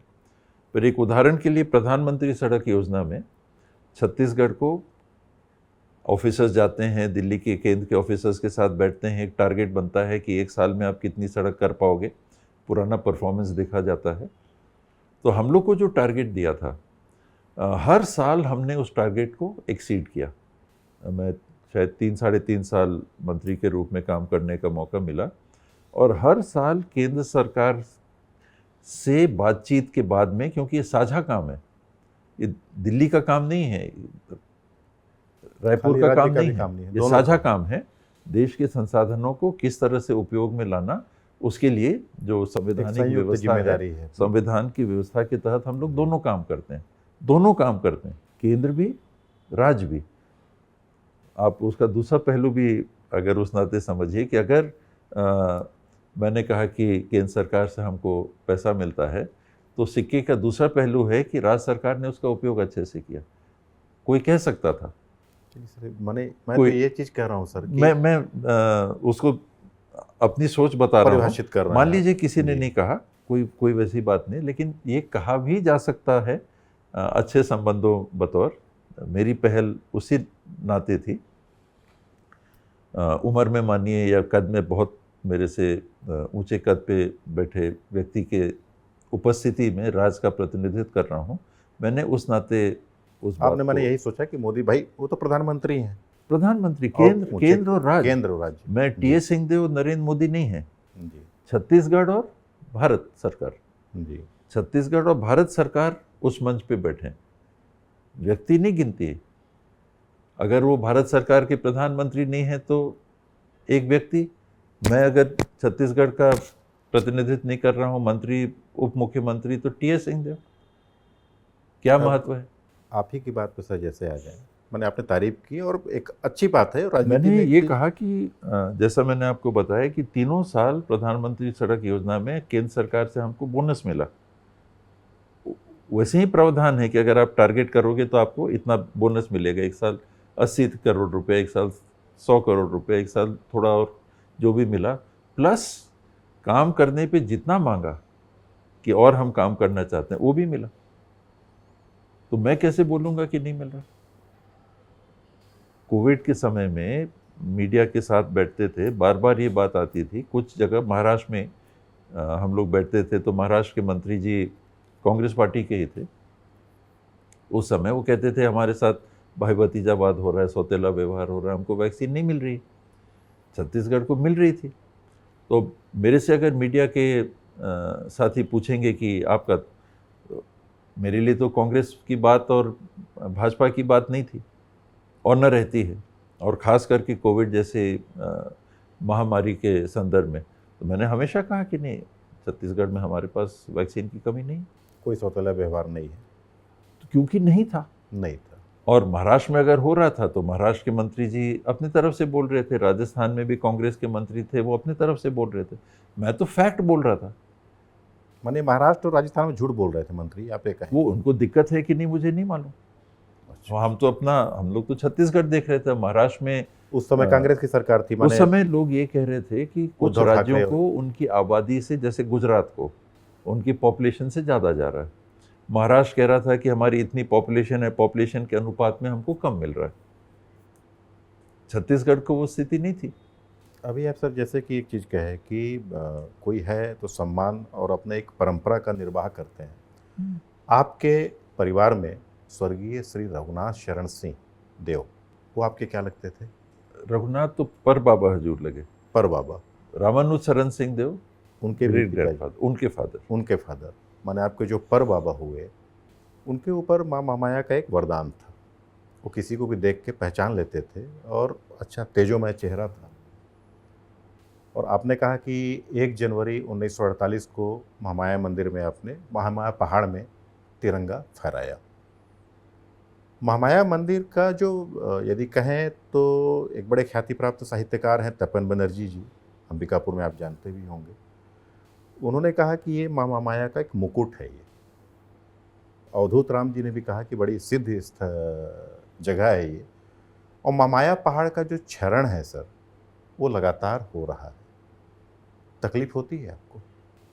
समय के साथ जंगलों का और पर्यावरण का जो विनाश हुआ है जी, ये मुझे लगता है कि उस समय जो लोग थे वो कल्पना भी नहीं कर पाए और तत्कालिक लाभ के लिए जंगलों को इत्यादि को काटते चले गए और जंगल टूटते चले गए। आज़ादी के समय सरगुजा का भौगोलिक 66% क्षेत्र बनना चाहते था, आज 16% होगा। तो निश्चित रूप से दुख लगेगा, निश्चित रूप से उस नाते दुख लगेगा। और महामाया जी के पहाड़ के बारे में आपने बोला, बचपन में हम लोग सुना करते थे कि वहाँ इतने मोटे गोलाई के साल के पेड़ हुआ करते थे, इतने बड़े कि हाथ करने का कोशिश करिए तो नहीं पकड़ाता था, और कहते थे कि कुल्हाड़ी मारिए तो पानी फेंकता था।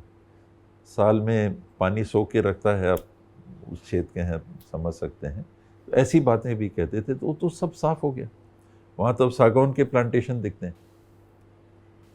महामाया पहाड़ का जो एक कोना, लोग उसको एक विवाद करके कि कुछ मुसलमान बस गए हैं तो ये रोहिंग्या हैं और दूसरी बातें हो रही हैं, ये एक विवाद कुछ लोग पैदा करने की वहाँ अंबिकापुर में विवाद तो कोशिश कर देखिए, रहे एक हैं। तो राजनीति का एक विषय है कि चलिए ये हो गए वो हो और गए, बात को डाइवर्ट करने का, लेकिन उस पर कुछ कार्रवाई तो होनी चाहिए ना ऐसी सर? बातों से जो फोकस है वहाँ से हट जाता है, जो मेन चीज़ है वो फोकस में नहीं आता। नहीं सर, लेकिन ये मैंने उसको- जो एक छोटा सा टुकड़ा महामाया पहाड़ आपने कहा तो बहुत बड़ा क्षेत्र है, उसका आधा पैसा भी नहीं होगा। और जब ये विवाद आया तो मैंने पता भी किया, मैंने नक्शे भी निकाले, वो वन भूमि भी नहीं है पूरी, वो राजस्व भूमि है।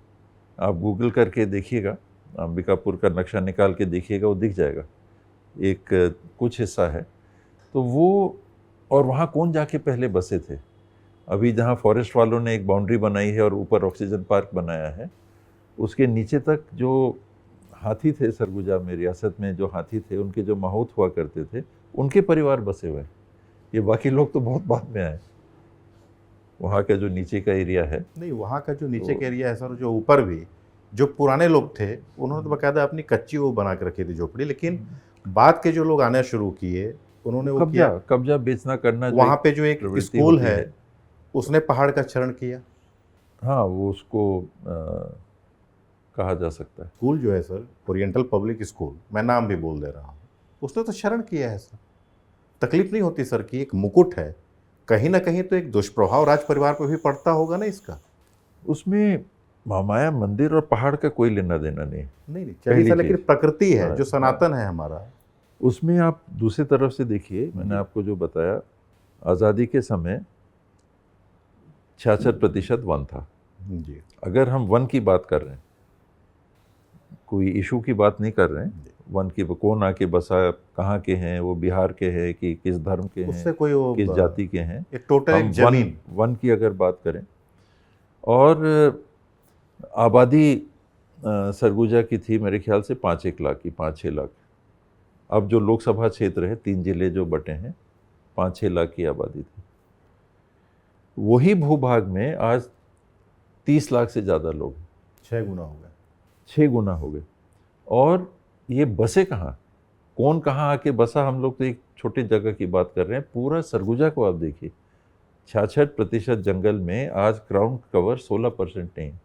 नहीं, पूरे और सरगुजा में जिस तरीके से प्रकृति का विनाश हुआ है वो इतना बहुत ही नहीं, दुर्भाग्यपूर्ण है। पूरे देश में देखिए कि सरकारों ने, कांग्रेस की ही सरकार ने उस कानून को बनाया जो FRA कहते हैं, फॉरेस्ट राइट्स एक्ट बनाया, जिसमें आदिवासी समाज के लोगों को और वनवासियों के लिए एक सेटलमेंट किया कि 13 दिसंबर 2005 के पहले जो जिस ज़मीन पे काबिज थे उनको उसका पट्टा मिलेगा। पूरे देश में मुझे याद है इमरजेंसी के पहले या उसके आसपास में लरंगसाई जी बीजेपी जनसंघ से विधायक भी रहे, सांसद भी रहे, काफ़ी बड़े लीडर उस एरिया में माने गए। डैडी बताते थे कि पहले वो टीचर थे और कांग्रेस के टिकट के लिए आए थे, वो नहीं हो पाया। जो आपने कहा रीजनल पार्टीज़ कैसी बन गई, ये कैसे हो गया, नहीं आया, तो वो वहाँ चले गए और उनका कैरियर देखिए कैसे बन गया। आपको भी ध्यान होगा कि उस समय एक ये मूवमेंट, जहाँ हम पट्टा देंगे, हमको वोट दो, सरकार आएगी, हम जंगल का पट्टा देंगे। तो इस सेटलमेंट की एक जो प्रक्रिया है ये बहुत बड़े पैमाने पे चली है, और उसका प्रमुख कारण ये रहा है कि आबादी इतनी विस्फोटक तरीके से बढ़ी कि वो जाएंगे कहाँ, वो आबादी जाएगी कहाँ, वो जंगलों में ही जाएगी। जिनके पास पहले खेत बने हुए हैं, अब 6 गुना आबादी हो गई सरगुजा में, नहीं वो फैलेंगे। वो कहाँ जाएगा? तो ये जो कटता गया कटता गया कटता गया, व्यापार भी उसका कुछ हिस्सा बना। कुछ हमारे आदिवासी वर्ग के ट्राइब्स भी हैं, आप जाते हैं उरांव समाज के आदिवासी वर्ग के जो हमारे साथी हैं, वो माहिर माने जाते हैं खेत बनाने में। और कोरवा आप जानते हैं सरगुजा के हैं, अति पिछड़ी जनजाति में कोरवा समाज के लोगों को माना गया है। यादव समाज आप जानते हैं। तो वहाँ के इतिहास में क्या चीज़ देखने को मिली, सुनने को मिली कि जो यादव समाज के लोग हैं, भैंस है, गाय है, चराने के लिए बथान कहते थे कि वो ले जाते थे जंगल में घेर के और वहाँ पर रखते थे चराने के लिए, जिस समय ले जाना है। तो वहाँ वो गए और उनने मवेशियों के लिए जगह बनाई। क्या हुआ, एक कच्ची एकदम बहुत ही टेम्परेरी झोपड़ी टाइप, जिसके नीचे वो बारिश पानी में सो सकें, वो सब बनाया होगा। और खूब गोबर खाद, मवेशी हैं तो जमा हो रहा है, जमा हो रहा है। तो झूम कल्टीवेशन का भी आपने सुना होगा सरगुजा में, कि ब्योरा काट के और डाल देते थे, खूब रहर हो जाता था, कुछ हो जाता था जंगलों में। तो एक समाज ये काम करता था। एक समाज गया, मवेशी लेके गया, उन्होंने जगह बनाई, उनको ज़मीन से मतलब नहीं था, केवल मवेशियों को घेर के लकड़ी काटा, वो एक कंपाउंड टाइप बनाया लकड़ी का कच्चा, उसमें मवेशी रखे, फिर चराए, फिर रात को आ गए, फिर चराए, फिर रात को आ गए। दूध हो रहा है। अब वो आए, उन्होंने काटा और उन्होंने बुना। दूसरा समाज आया, उनका गोबर काम में आ गया होगा मान लीजिए। अब वहाँ एक समाज आया, उसके पीछे फिर दूसरा समाज आया, मान लीजिए उरांव समाज आया, कि वो काटिए और खेत बनाइए। माहिर हैं खेत बनाने में, एक्सपर्ट हैं।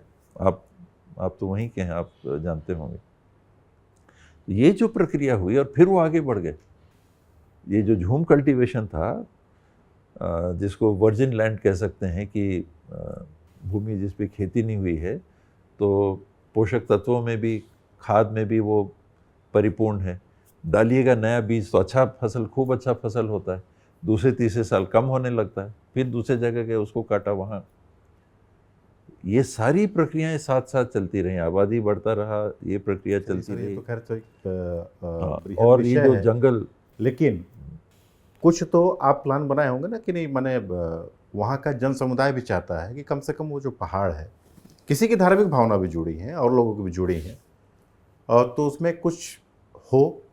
इसमें स्कूल ने जो अतिक्रमण किया है, आपको अगर ध्यान होगा जी, तो मदर जब थी तो उन्होंने इसको आरक्षित करवाया था। और वहाँ पर उनकी मंशा थी कि जैसा आपने कहा, एक तरह से मुकुट है, जी, शहर है, उसके बैकड्रॉप में पहाड़ी है, घनघोर जंगल था जी, वो तो नष्ट हो गया। नष्ट हो गया। अब जो बचा खुचा है, इसका क्या करना? तो एक प्लांटेशन का सिलसिला चला, तो हमने चुना भी तो सागौन पेड़ चुना। चलिए, जो भी हुआ, कहीं है कहीं नहीं है। खास महामाया जी मंदिर के ऊपर, जो आप ओरिएंटल पब्लिक स्कूल कह रहे हैं, और उसके ऊपर की जो पहाड़ियाँ हैं, उसके लिए प्लांटेशन का उनका ड्राइव था। हाथी जो पकड़ाए थे, मम्मी ही थे उस समय, उनने प्रस्ताव भी किया था, तो बाहर से बुलाए गए थे हाथी पकड़ने वाले। और वो जो the last migration green Oscar जिसको मिला था, माइक पांडे को मिला था, तो मम्मी उस समय थे, मंत्री भी थे, पहल भी किया था, हाथी मंगवाए थे, पकड़वाए थे। तो ये सारी प्रक्रिया उस समय चल रही थी कि इसको रिजर्व करना है और इसमें प्लांटेशन अपने को करना है। तो वो तो चल ही रहा था, और अंत में जिस स्वरूप में हुआ, हमने देखा कि ऑक्सीजन पार्क बना। अब जो लोग दूसरी बात उठा रहे हैं, वो उन लोगों ने अब नया कब्जा बनाने का तरीका निकाला है कि वहाँ गणेश जी को बैठा दिया, कि यहाँ गणेश जी थे। सब आप कह रहे हैं कि आप तो सरगुजा राज परिवार के हो, मैंने आज तक कभी नहीं सुना कि वहाँ गणेश जी की पूजा होती थी। नहीं, चलिए, वो तो एक, वहाँ जो महूत रहते थे, महूत लोगों ने, और आप जाके देखेंगे तो वो एक पथरीली है वो पहाड़ी, सर मैं तो ये जो कह टीला रहा हूँ है। कि मैं तो देखा हुआ हूँ वहाँ। हाँ, और लेकिन वहाँ आप पर पूजा वो करते थे। आप अपनी मम्मी की जो इच्छा थी उसको तो कम से कम सर अब आप आगे बढ़ा के वो कुछ तो हो गया। करवाइए। वो तो ऑक्सीजन पार्क तो बन ही गया। नहीं सर, तो और भी तो कुछ आगे हो जाए। और मैं जो फॉरेस्ट राइट्स एक्ट है उससे बहुत ज़्यादा सहमति नहीं रखता था, ना रखता हूँ, उस नाते कि अब तो आपने कर दिया, वो एक्ट हो गया, आपने कहा कि आदिवासी समाज के लिए उनको अधिकार देने की बात है, लेकिन इसके साथ कहीं ना कहीं ये आखिरी लाइन होनी चाहिए। हाँ, कि पट्टा देते के भी नियम हो एक। नहीं, पट्टा देने का नियम नहीं कि अब इसके ज़्यादा नहीं देंगे। जी, अगर तो ऐसे तो पूरा ये विनाश हो जाएगा। नेतागिरी में कि हम पट्टा दे देंगे, हमको वोट दे दो, तो आपको वोट दे दिया, फिर दूसरा आएगा हम तुमको पट्टा दे देंगे, हमको वोट दे दो, ये जो नकारात्मक राजनीति चली इस सिलसिले में, उसने जंगलों को भी बड़े पैमाने पे नष्ट किया। फिर कब्जा करो, पट्टा मिल जाएगा। आज आपको बोलेंगे हमने कब्जा कर लिया, हमको आपको वोट देंगे, हमको पट्टा दे देना, आपने कहा चलो पट्टा आपका। कल फिर मेरी टर्न आई, मैं कहा वो इतना काटा, आलोक ने इतना दिया, उतना काटो, मैं पट्टा दूंगा। जी, तो एक कंपनी अब एक अलग वो हो अब जाएगी। ये दी एंड होना चाहिए कि अगर आपको वन क्षेत्र सुरक्षित रखने हैं तो ये दी एंड कि इसके आगे नहीं। सर तो आप तो जननेता हैं, तो आप ही एक पहल कीजिए ना इस पे। मैं तो अपने तरफ से पहल कर पाए हो, कितना कर पाए हो आप खुद ही मेरे से ही प्रश्न करके पूछ रहे हैं कि असरदार नहीं हुई मेरी पहल। ऐसे जगह पे ही आदमी नहीं है कि ऐसी पहल कर सके। बातचीत में तो आदमी पहल करते ही है, जैसे आपसे चर्चा हो रही है, तो मेरा एक उद्देश्य ये कहकर नहीं, कहीं ना कहीं तो विचार मूर्त रूप कभी भी तो ये आपके माध्यम से जाएगा ना, कोई तो सुनेगा। नहीं सर, आप तो अपने आप में तो- खुद सशक्त माध्यम है, आपके कई फॉलोअर हैं। हाँ, फॉलोअर है। देखिए, एडमिनिस्ट्रेशन से काम कराना एक अलग बात होती है, विचार सर रखना एक अलग एडमिनिस्ट्रेशन की होती बात है। आई, एक बात जो बड़ी चुभती है, कांग्रेस सरकार में जब भूपेश बघेल की सरकार थी, सबसे अधिक जो महामाया पहाड़ का जो क्षरण हुआ, ऐसा नहीं है कि वो पहले नहीं हुआ, रमन सरकार में भी हुआ, बड़ी बेबाकी से कह रहा हूँ, शुरू हो चुका था। लेकिन 2017 के बाद 19-20 के बाद से उस जो एरिया, जो लुचकी घाट का जो एरिया है, राष्ट्रीय राजमार्ग है, उससे लगे एरिया में, और वहाँ पे एक कलेक्टर थे, तो उनको इस बात का बार बार व्यक्तिगत रूप से भी मैंने उनको निवेदन किया। नाम था उनका संजीव कुमार झा। उन्होंने एक चीज़ जो सबसे बुरी की, नवरात्र का समय, कोरोना काल, धार्मिक आस्था तो होती है, महामाया मंदिर जो आपकी कुलदेवी है, वहाँ जाके जिस तरीके से एक तानाशाही और गंदी राजनीति का प्रयास, कुत्सित प्रयास किया, वो आचरण एक आईएएस ऑफिसर को शोभा नहीं देता है सर। वो बाकायदा वहाँ गए, मान लीजिए कि 20 लोग थे, गलत थे, उनको एक वार्निंग देते, लेकिन जिस अभद्र भाषा में उन्होंने बात की, जैसा लोग बताया, वहाँ पे जुर्माना लगाया, 25,000 रुपये जुर्माना। और उसके कुछ दिन बाद मैं खुद उस मंदिर के बाहर में था, बाकायदा संजू झा मास्क लगा के मंदिर के अंदर प्रवेश कर रहे हैं। मैंने खुद का प्रोटोकॉल एक कलेक्टर का वो तोड़ रहे हैं कलेक्टर बन के। मैंने उनकी फ़ोटो भी खींची और उससे बाकायदा सोशल मीडिया में भी पोस्ट किया। उस दिन तो क्या था कि मान लीजिए सर, ये छोटी छोटी बातें होती है, धार्मिक बातें होती हैं, आस्था कब उन्माद में बदल जाए। तो आपने तो एक डीएम होके वहाँ पे महंत के साथ, पुजारी के साथ बुरा आचरण किया और 25,000 जुर्माना लगाया, जबकि वहाँ पे एक एसपी थे सुनील कुमार शर्मा, उसमें एडिशनल एसपी थे, वो अभी जो चुनाव के समय एसपी बन के आए, अच्छा काम किए वो, उन्होंने वो जुर्माना भरा। मुझे बाद में पता चला कि वो अपना एटीएम कार्ड दिए, उनके अंदर ये चीज़ उन्हें नागवार गुजरी कि इस प्रकार से प्रशासन जो कर रहा है कहीं अच्छा नहीं कर रहा है, धार्मिक मान्यता की चीज़ है, एक समझाइश दे के भी इन्हें वो कंट्रोल किया जा सकता था। तो 25,000 रुपये उन्होंने वहाँ पे जाके दूसरे दिन जमा कराया कि ये मेरी तरफ से है, कल जो हुआ वो अच्छा नहीं हुआ। तो क्या इस प्रकार का आचरण शोभा देता है किसी नौकरशाह को? नहीं, उनने तो एकदम गलत किया, दुर्भावना से किया था, उसमें कोई दो बात आप नहीं चूंकि है। भूपेश बघेल मेरे के को नीचा दिखाने की कोशिश, भूपेश को खुश करने की कोशिश, जी, मुझे लगता है कि इस आचरण में, और ऐसे और भी चीज़ उन्होंने कहे। उन्होंने तो मीडिया में बोला था कि टी.एस. सिंहदेव के खिलाफ कुछ शिकायत हुई है, मैं जांच करूंगा और कार्रवाई करूंगा। मैं मंत्री, प्रोटोकॉल में वो एक सिर्फ कलेक्टर जी और कैबिनेट के मंत्री के संदर्भ में मीडिया को बोल रहे हैं कि मैं इनके ऊपर कार्रवाई करूंगा। तो कुछ विशेष उद्देश्य उनके मन में थे। खैर वो जो है सो हो गया। मैंने सुना कि वो बड़े खुश भी हुए, कहीं कह रहे थे कि देखो टी.एस. सिंहदेव को मैंने हरवा दिया। हाँ, ये चुनाव के बाद बात सुनने को आई, मैंने सुना था। तो वो उनका व्यक्तिगत आचरण है। और ये बात आई थी, पंडित जी लोग आए थे उस समय जब जुर्माने की बात आई थी। मैंने कहा नहीं, अब उन्होंने बोला है आप इसको जमा करवा दीजिए। जो आप कह रहे हैं मुझको उसकी जानकारी नहीं। एसपी सुनील शर्मा उन्होंने व्यक्तिगत रूप से वो मेरे पास 25,000 रुपए दिया। इनडायरेक्टली ये खबर आई थी जी कलेक्टर साहब के लोगों ने कहा उनके माध्यम से ही है कि नहीं वो हम अलग से दे देते हैं। मैंने कहा कोई सवाल प्रश्न ही नहीं उठता है, आपने लगाया जुर्माना वो पटेगा। नहीं, वो जो कि एसपी थे, मैच्योर रहे होंगे। मैं पंडित जी से पूछ लूँगा कि क्या और कोई बात हुई क्या। मैंने तो बोला था कि वो 25,000 पटाना। जी, भले ही आप चुनाव हार गए, लोकप्रियता आपकी कम नहीं हुई। भूपेश बघेल जीत गए, लोकप्रियता कम हो गई, जगह जगह विरोध का सामना करना पड़ रहा है। एक बात स्पष्ट देखने को मिली कि छत्तीसगढ़ में जैसे अजीत जोगी के समय में कुछ IAS IPS निरंकुश हुए, रमन सिंह के सरकार में 12 साल 12.5 साल तो बड़े अच्छे चले। अंतिम के जो 2-2.5 वर्ष हैं, एक वरिष्ठ IPS ने, बड़े ईमानदार हैं, नाम नहीं उनका उजागर करूंगा मैं, और एक और अधिकारी थे, उन्होंने एक बात कही कि यहाँ पे जब कोई नौकरशाह निरंकुश हो जाता है तो जो सत्ता की जो बैठी जो सरकार है उसके लिए खतरा खुद ब खुद पैदा हो जाता है, और भूपेश सरकार में भी ये देखने को मिला। सहमत हैं आप इससे? उस हद तक कि नौकरशाह निरंकुश नहीं हो सकता।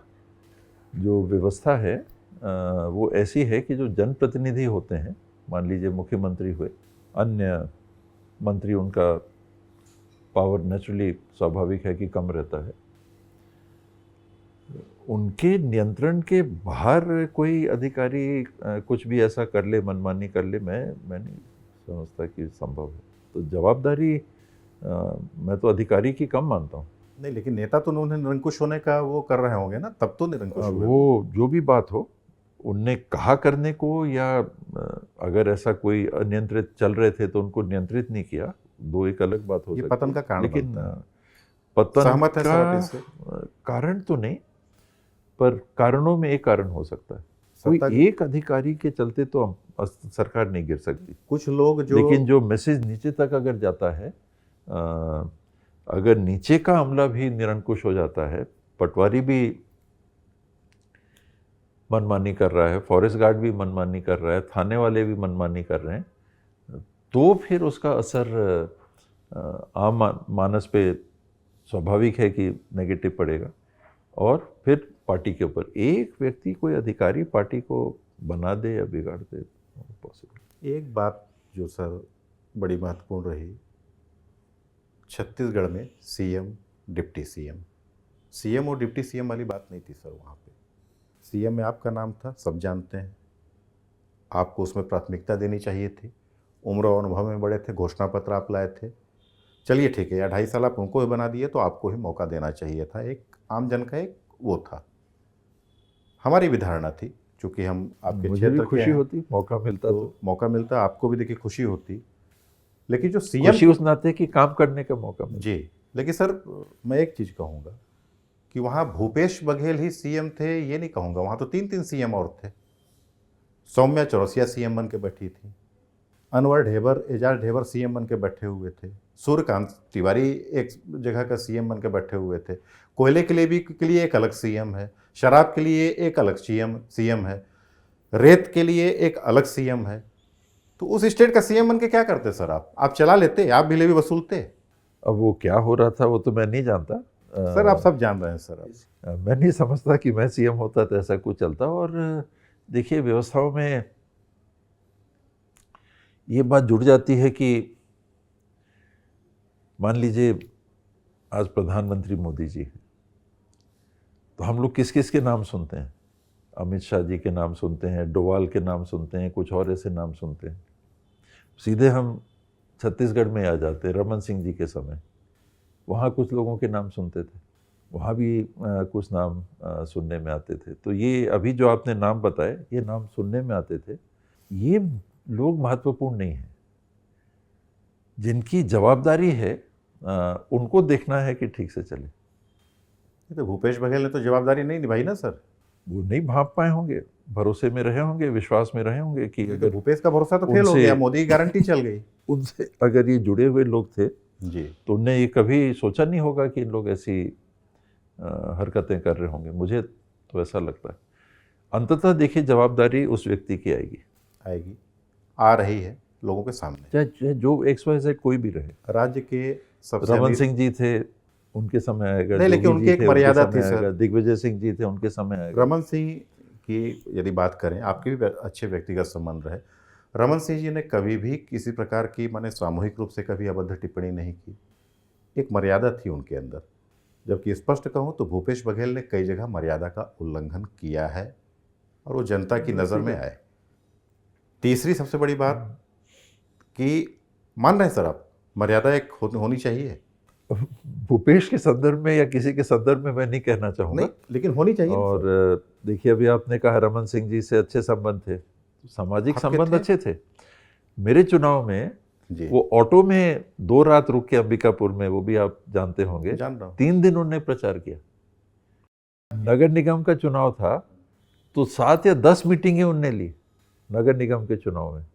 तो राजनीतिक जो बात रहती है वो अलग रहती है, सामाजिक संबंध या व्यक्तिगत आचरण जो है वो अपने जगह रहता है। सर, ज्योतिरादित्य सिंधिया राज परिवार के हैं, वो तो बोलते हैं कि आ जाइए, वेलकम। ऐसा सब सर, राजनीति यहाँ भी है, तो- एक दूसरे को पहचानते ही। सर, यहाँ भी तो सीएम बनने का चांस मिल सकता है सर, तो क्यों छोड़ना सर? मेरे लिए तो कोई ऐसी भाजपा बात से नहीं है। महाराज ने ऐसा कुछ कहा हो, ऐसा नहीं, लेकिन ऑफर तो होगा ना सर आपको? कोई ना कोई बात, जैसे आप 2.5 साल में बन रहे थे, चीफ मिनिस्टर बन सकते थे, ऐसी बात थी, ऐसी बातें होती है। वैसे ही ये बातें मानिए कि किसी ने कहा हो कि आ जाओ, हम भी एक देख लेंगे। अब वो नहीं, शीर्षस्थ लोगों ने तो नहीं कहा होगा। मेरी तो उन लोग से कभी मुलाकात ऐसी हुई नहीं। नहीं होगी भी तो आप थोड़ी बताएंगे सर, वो बंद कमरे नहीं, की बात तो नहीं, वैसे मैं भी आप बता सामने देता। नहीं बताते। नहीं, वो नहीं बताता क्या बात हुई, लेकिन मुलाकात होती तो बता देता। नहीं, ज्योतिरादित्य सिंधिया से तो मुलाकात हुई, हाँ, पावरफुल। उनसे ये एयरपोर्ट के लिए मैं कई बार गया, और अंत में उन्होंने कहा कि नहीं महाराज, अब आप ये मेरी जवाबदारी, ये होगा, आपका अब आप सम्मान मत है। बोलना। आप कांग्रेस के हैं, सम्मान करते हैं। मंत्री, मैं तो और मंत्रियों के यहाँ भी गया हूँ। बीजेपी के अगर मंत्री हैं, मान लीजिए पंचायत विभाग में थे तो पंचायत विभाग के मंत्री थे तो उनके पास भी गए। स्वास्थ्य विभाग था तो स्वास्थ्य विभाग के मंत्री जी थे तो सर, उनके वो पास भी गए। सिंधिया जी की बात मान क्यों नहीं लेते हैं सर आप? मेरी अपनी सोच और जो व्यक्तिगत अपना जुड़ाव है वो जी। अपनी जगह है। मैं कांग्रेस पार्टी में वही बताने की कोशिश कर रहा था कि जिस कांग्रेस पार्टी ने हम लोग का सब लिया ही, राज लिया, जमीन ली, जायदाद लिया, बिजनेस लिया, बहुत कुछ लिया, चीफ मिनिस्टर बनने का मौका नहीं मिला। अगर ऐसी कोई बात है, फिर भी कांग्रेस पार्टी में क्यों है? फिर भी क्यों? क्योंकि मैं अपने लिए बोल सकता हूँ, घर परिवार की बात भी नहीं मैं कर रहा। मेरे लिए कुछ बनना लक्ष्य नहीं है। मैं तो राजनीति में कभी आना ही नहीं चाहता था। मुझे क्योंकि राजनीति उस समय भी पसंद नहीं थी और आज भी जिसे राजनीति कहते हैं मुझे पसंद नहीं है। राजनीति में आया, काम करने का मौका मिला, उसका बहुत संतोष है कि कुछ कर पाए। नाली बना दिया, सड़क बन गया, उसमें भागीदार बन गए, कहीं कुछ हो गया, कहीं कुछ हो गया। सिद्धार्थनाथ सिंह एक नाम है, लाल बहादुर शास्त्री के नाती। उनसे जब बात हुई तो बोले बड़े अच्छे व्यक्ति हैं, ज्ञानी व्यक्ति हैं, कहाँ वो कांग्रेस में है? नहीं, उसमें अपनी भी तो एक सोच है ना। नहीं, आप बोले ना कि देखिए ऊपर से नहीं आया, वो तो बोल रहे थे। मैंने फिर बोला कि मैं अपने कुछ बनने के लिए राजनीति में नहीं आया। जी, कांग्रेस पार्टी में भी रहते हुए 83-84 में नगर पालिका के अध्यक्ष बनने की स्थिति आई, वो भी अलग परिस्थिति थी। 93 में जब दोबारा चुनाव हुआ तो उसमें तो कांग्रेस पार्टी का सिंबल ही नहीं मिला, उसका अपहरण हो गया था। वो भी आप मल्लू बालकृष्ण पाठक जी और ये हम लोग का उस समय बनता नहीं था, जो हुआ वो सब हो गया। बात वो पद लेने के लिए, राजनीति में रहने के लिए मैं नहीं हूँ। मैं राजनीति में केवल इसलिए हूँ कि कुछ जो मेरे निजी विचार हैं उस विचारों से जुड़ी हुई कांग्रेस पार्टी के माध्यम से मैं कुछ करना चाहता हूँ। तो मेरे लिए पद इम्पोर्टेंट नहीं है, मतलब गोल नहीं है। मेरे लिए कुछ करना गोल है लोगों के लिए, इन विचारों के तहत, इन विचारों की सीमा के तहत। अंतिम सवाल सर, ईडी का जो धमाका है उससे पूरा देश दहला हुआ है, और आप तो लगातार दिल्ली, मुंबई, हालांकि अभी जो आप जिस स्थिति में मुंबई हैं और आपकी परिजन जो हैं वो कैंसर से जूझ रही हैं, उसके बाद भी आपने एक समय निकाला इतनी देर का साक्षात्कार देने के लिए, तो सबसे पहले तो हमारी टीम आपको हार्दिक आभार आप लोगों ने धन्यवाद मौका दिया कुछ बातें, और उनके लिए हम शेयर शुभकामना करने के करते हैं। लेकिन ईडी दिल्ली में भी ऑफिस, मुंबई में भी ऑफिस, मुंबई में तो आपका पहले से आना जाना है। कई लोग तो अब इतना डर गए हैं सर कि वो आपके विरुद्ध बयानबाजी अब नहीं कर रहे हैं, जैसे अमरजीत भगत, बृहस्पति सिंह बड़े अमर्यादित होकर आपके विरुद्ध बोले। आपने ताकीद भी किया कि एक लक्ष्मण रेखा होनी चाहिए।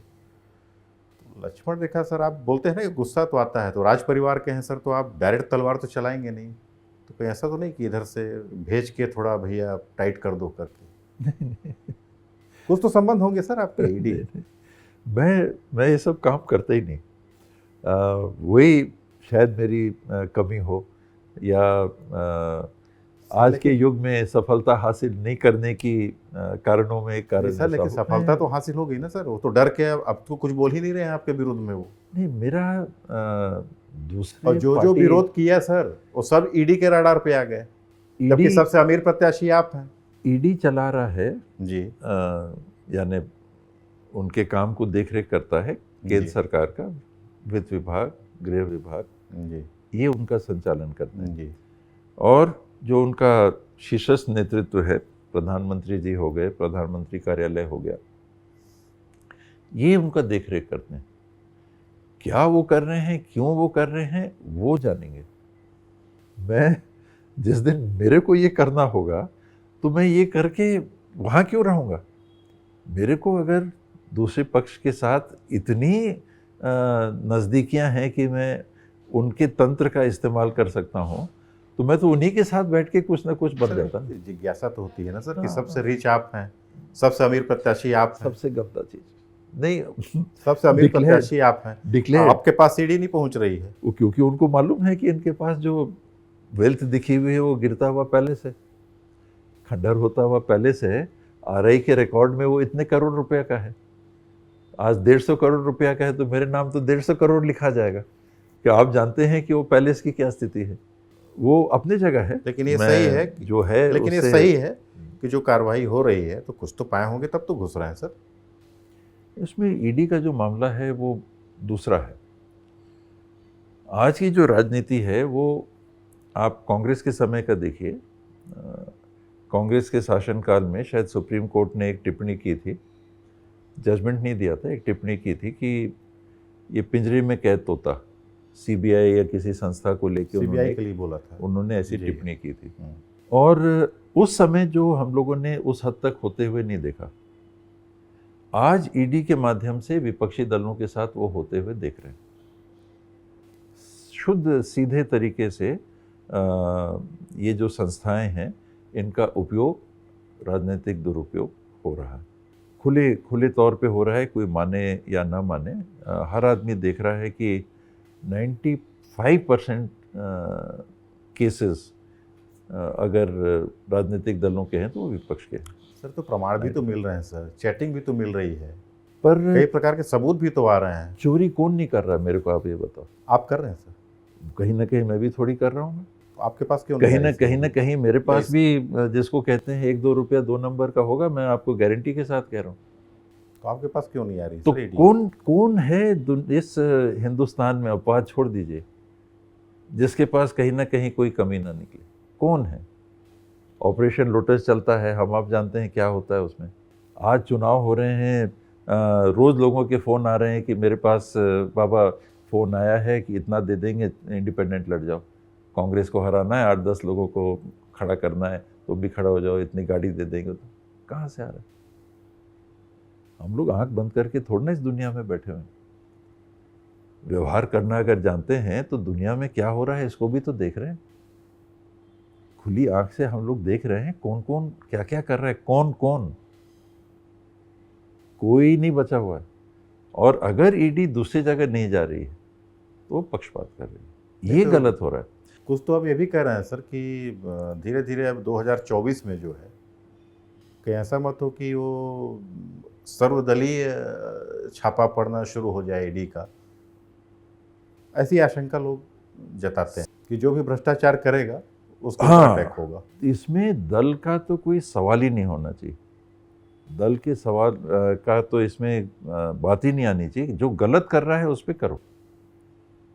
इलेक्टोरल बॉन्ड के माध्यम से जो बात सामने आ रही है, इससे दुख की बात और क्या हो सकती है कि जहां ये कहा जा रहा है कि हम गलत होने ही नहीं देंगे, वहीं पे 41 ऐसे लोगों के पास से 23-24 हजार करोड़ रुपए लेने की बात प्रमाणित तौर पे सामने आ रही कि जो लोग उसमें ईडी के कार्रवाई के दायरे में थे, आज उनके पिताजी संसद का चुनाव लड़ रहे हैं। ये तकलीफ देता है देश में। मैं ऐसी पार्टी में जाना चाहूँगा? नहीं जाना चाहूँगा। तो न्यायालय जाइए ना सर। मेरे साथ कुछ होगा तो जाऊँगा। नहीं तो पार्टी के साथ तो हो रहा है। जाएंगे कहाँ? पार्टी के साथ हो रहा, पार्टी क्यों? पार्टी तो न्यायालय तो जा ही रही है। एक छत्तीसगढ़ में राजनीतिक व्यक्ति के ऊपर अभी तक कार्रवाई वैसी नहीं हुई है, बंद करने वाली। जी, जांच हो रहा है, ये हो रहा है, वो हो रहा है। कई लोगों ने अभी भाजपा ज्वाइन किया, उसमें से मैंने पूछा कि अरे ये कैसे हो गया, वो कैसे हो गया? क्या मेरा गिट्टी का क्रशर है, मेरी वो ज़मीन मैंने खरीदी हुई है, वो मेरे वाइफ को नोटिस आ गया है, लड़के को नोटिस आ गया है कि जेल करेंगे। ये नहीं होना चाहिए, चाहे वो कांग्रेस करे चाहे XYZ कोई भी करे, ये नहीं होना चाहिए। ये जितना ज़्यादा होगा उतना आप मानिए कि जिस देश को स्वतंत्र करके एक संवैधानिक प्रजातांत्रिक गणराज्य व्यवस्था के तहत पूर्वजों ने गठन करके चलाने की सोची थी, वो नहीं हो रहा।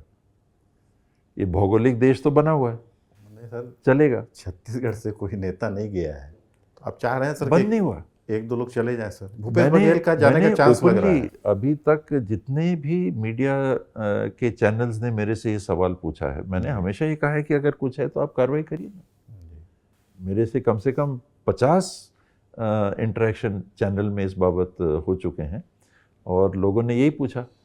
मैंने कहा कुछ है तो क्यों नहीं करते हैं। भूपेश बघेल की जाने की संभावना है सर अंदर? XYZ कोई भी हो जी, दिल्ली से लेके गांव तक कोई भी हो, आप करिए। जैसे आपने नाम लिया वो क्यों? टारगेटेड नहीं होना चाहिए, फिर तो व्यवस्था ध्वस्त हो गई। फिर तो मैं आ गया तो मैं आपके ऊपर करूंगा, आप आ जाओगे, आप उनके ऊपर करोगे, वो आ जाएंगे, वो उनके ऊपर करेंगे। वो व्यवस्था नहीं।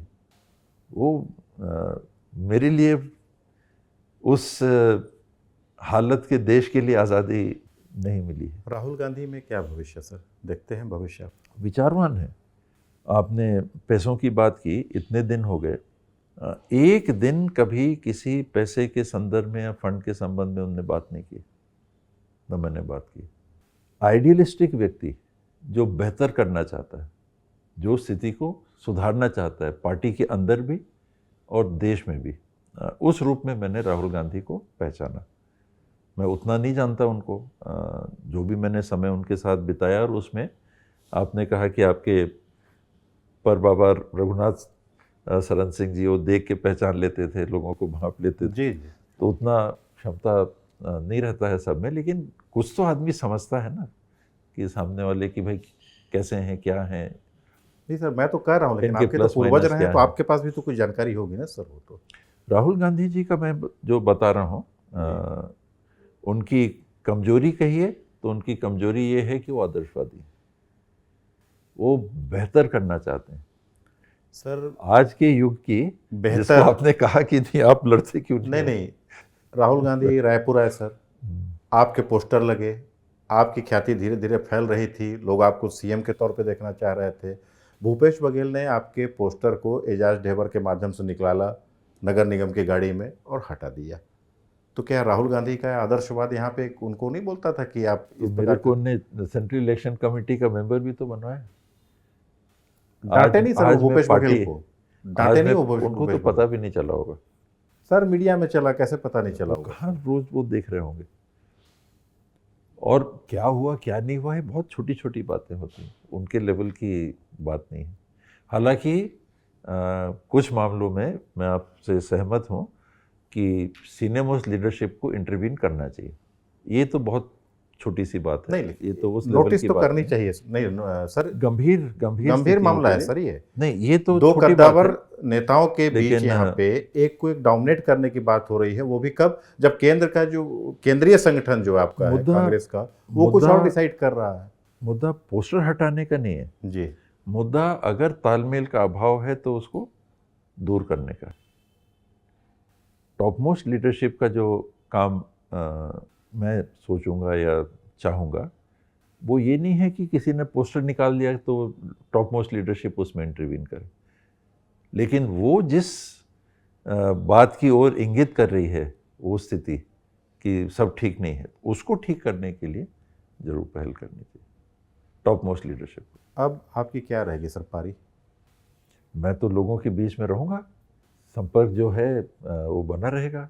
अपने स्तर पे जो भी पहल कर सकता हूँ। आज ही देखिए बात आई कि अंबिकापुर के स्टेडियम में मोदी जी अंबिकापुर जाने वाले हैं, तो क्रिकेट पिच को खोद के वहाँ पर गिट्टी ढाली जा रही है। उसका ये प्रभाव हुआ कि जो भाजपा के जो स्पोर्ट्समैन हैं वो बोले हम भाजपा को वोट नहीं देंगे। ये मेरे पास भी ये जानकारी है। हाँ, और उसी में नगर निगम में जी, भारतीय जनता पार्टी के लेटर पैड पे किसी ने एक पत्र दिया कि यहाँ पर हेलीपैड बनाया जाए। तो बात कांग्रेस भाजपा की भी नहीं है, नहीं, लेकिन बात इस व्यवस्था की आज जब कोई पार्टी संचालन नहीं कर रही है, चुनाव आयोग के देख रेख में सारे निर्णय हो रहे हैं, ये बीजेपी नहीं बनवा सकती हेलीपैड, तो चुनाव आयोग की व्यवस्था होगी ना, प्रशासन तो उनके अधीन है। अभी ये तो ऑर्डर नहीं दे सकते, उनके अधीन है, तो वहाँ के जो डीएम हैं उनको तो चाहे सेंस होना चाहिए, चाहे जो हो। नहीं जो नहीं सर, सबसे हाई अथॉरिटी वहाँ के कलेक्टर हुए। मैंने उनसे संपर्क भी किया, मैंने उनको पत्र भी लिखा। क्या बोले, उनका रिस्पांस क्या रहा? जो मैंने सुना अभी तक उनका ये कहना था कि 25 तारीख के बाद मैं इसको सबको हटवा दूंगा। तो अब देखें क्या होता है। आप सोचो कि रणजी ट्रॉफी का अंबिकापुर को परमिशन मिला हुआ है, टर्फ विकेट के बिना रणजी ट्रॉफी के लिए मौका नहीं मिलता है, और वहाँ पर आपने पिच जहाँ पर थी बीच मैदान में, वहाँ पे आप खोद के आपने गिट्टी डाल दी। यानी तो मेरा काम क्या है, ऐसे में पहल करना।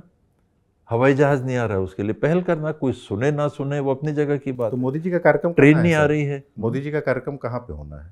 मैं कह नहीं सकता, या तो कॉलेज ग्राउंड में होता है या स्टेडियम में उतार रहे होंगे, तो पता नहीं। देखिए, आप तो जान रहे हैं, खेल प्रेमियों की बात की, रवि त्रिपाठी जी भी उस समय जीवित थे। हम सबने पहल की थी, क्योंकि खिलाड़ियों का ये कहना था कि वहाँ 15 अगस्त और 26 जनवरी राष्ट्रीय पर्व, कोई नेतागिरी की भी बात नहीं, राष्ट्रीय पर्व जब मनाते हैं तो वो बैरिकेड्स के लिए, सबके लिए गड्ढे खोदते हैं और मुरम डालते हैं परेड करने के लिए, और उसके बाद में उखाड़ के ले जाते हैं, और वो गड्ढे कभी भरे नहीं जाते। और जब खेल वहाँ पर होता है तो कोई ना कोई गिरता है, किसी को घुटना किसी का छिलता है, सिर किसी का फूटता है, पाँव किसी का लचक गया, कुछ और चोट लगी, वो एक एक गड्ढे को तो कोई भरता नहीं है। तो उस समय से सबके पहल से, बिना राजनीति के, ये पार्टी वो पार्टी नहीं, खेल प्रेमी लोग और शहर के और लोग जिनको वैसा ठीक लगा, सबने पहल की थी, और ये व्यवस्था बन के चली आई, और वो अभी तक नहीं टूटी थी। तो ये तो एक ऐसी बात है जो होनी ही नहीं चाहिए थी, और हुई है। तो आपने पूछा आपका क्या रहेगा, तो मेरा यही काम रहेगा कि मैं ऐसे पहल करूँगा, करता रहूँगा। आप इतने सर अमीर प्रत्याशी, सरकार माने चाहे मत माने, अभी दरिमा एयरपोर्ट भी है, सबसे खूबसूरत एयरपोर्ट रहेगा, आसपास का जो लोकेशन है, तो कुछ ऐसी चीज़ आप वहाँ राज परिवार क्यों नहीं करता है कि अपनी ही प्रॉपर्टी से कुछ ऐसी चीज़ बनवा दे जो देश के लिए एक मिसाल हो? बड़ा कोई होटल हो जाए, इंटरनेशनल क्रिकेट स्टेडियम हो जाए मैन पार्ट में। बाकी तो देखिए, पैसा भी उतना चाहिए, हम लोग के पास पैसा नहीं। आपने कहा तो कि सबसे अमीर हैं, लेकिन आज तक राजनीति में हूँ तो घर की संपत्ति बेच के हूँ। ऊपर पहुँचाना पड़ता है क्या सर पैसा? सर नहीं, खर्चा होता है, नहीं, ऊपर आपको चाय पिलाना है तो खर्चा होगा, किसी को खाना खिलाना है तो खर्चा होगा, कहीं चाय गाड़ी खाने में तो गाड़ी चलिए चलनी सर, है। ठीक है, छोटे मोटे खर्चे होते ऊपर हैं। मैंने आज तक तो नहीं दिया। नहीं दिया सर, डिमांड नहीं है सर। मैं आपको बताया कि बात ही नहीं हुई कभी।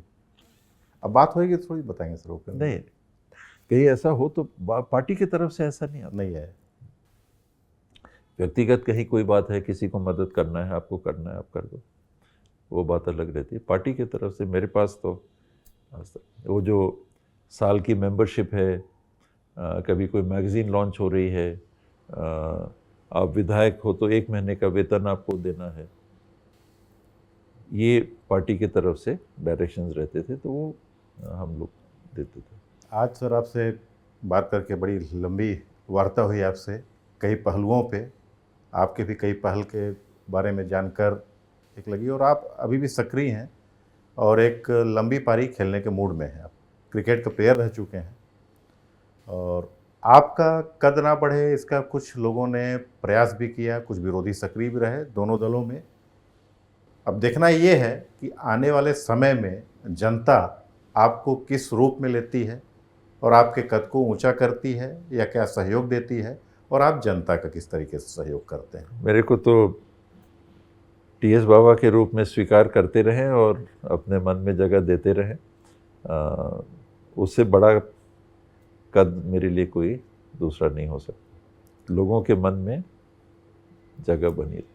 आज हमने बात की छत्तीसगढ़ की राजनीति, खासकर अविभाजित मध्य प्रदेश के समय से ही एक राज परिवार, सिंहदेव राज परिवार, सरगुजा राज परिवार जो है सक्रिय रहा, और छत्तीसगढ़ की राजनीति में ये लगातार 3 बार विधायक रहे, तीसरी बार आप मंत्री रहे, चौथी बार मोदी लहर में इन्हें हार का भी सामना करना पड़ा, लेकिन अभी भी ये राजनीति में सक्रिय हैं और इनकी जो मांग है अभी भी लोगों के बीच बनी हुई है।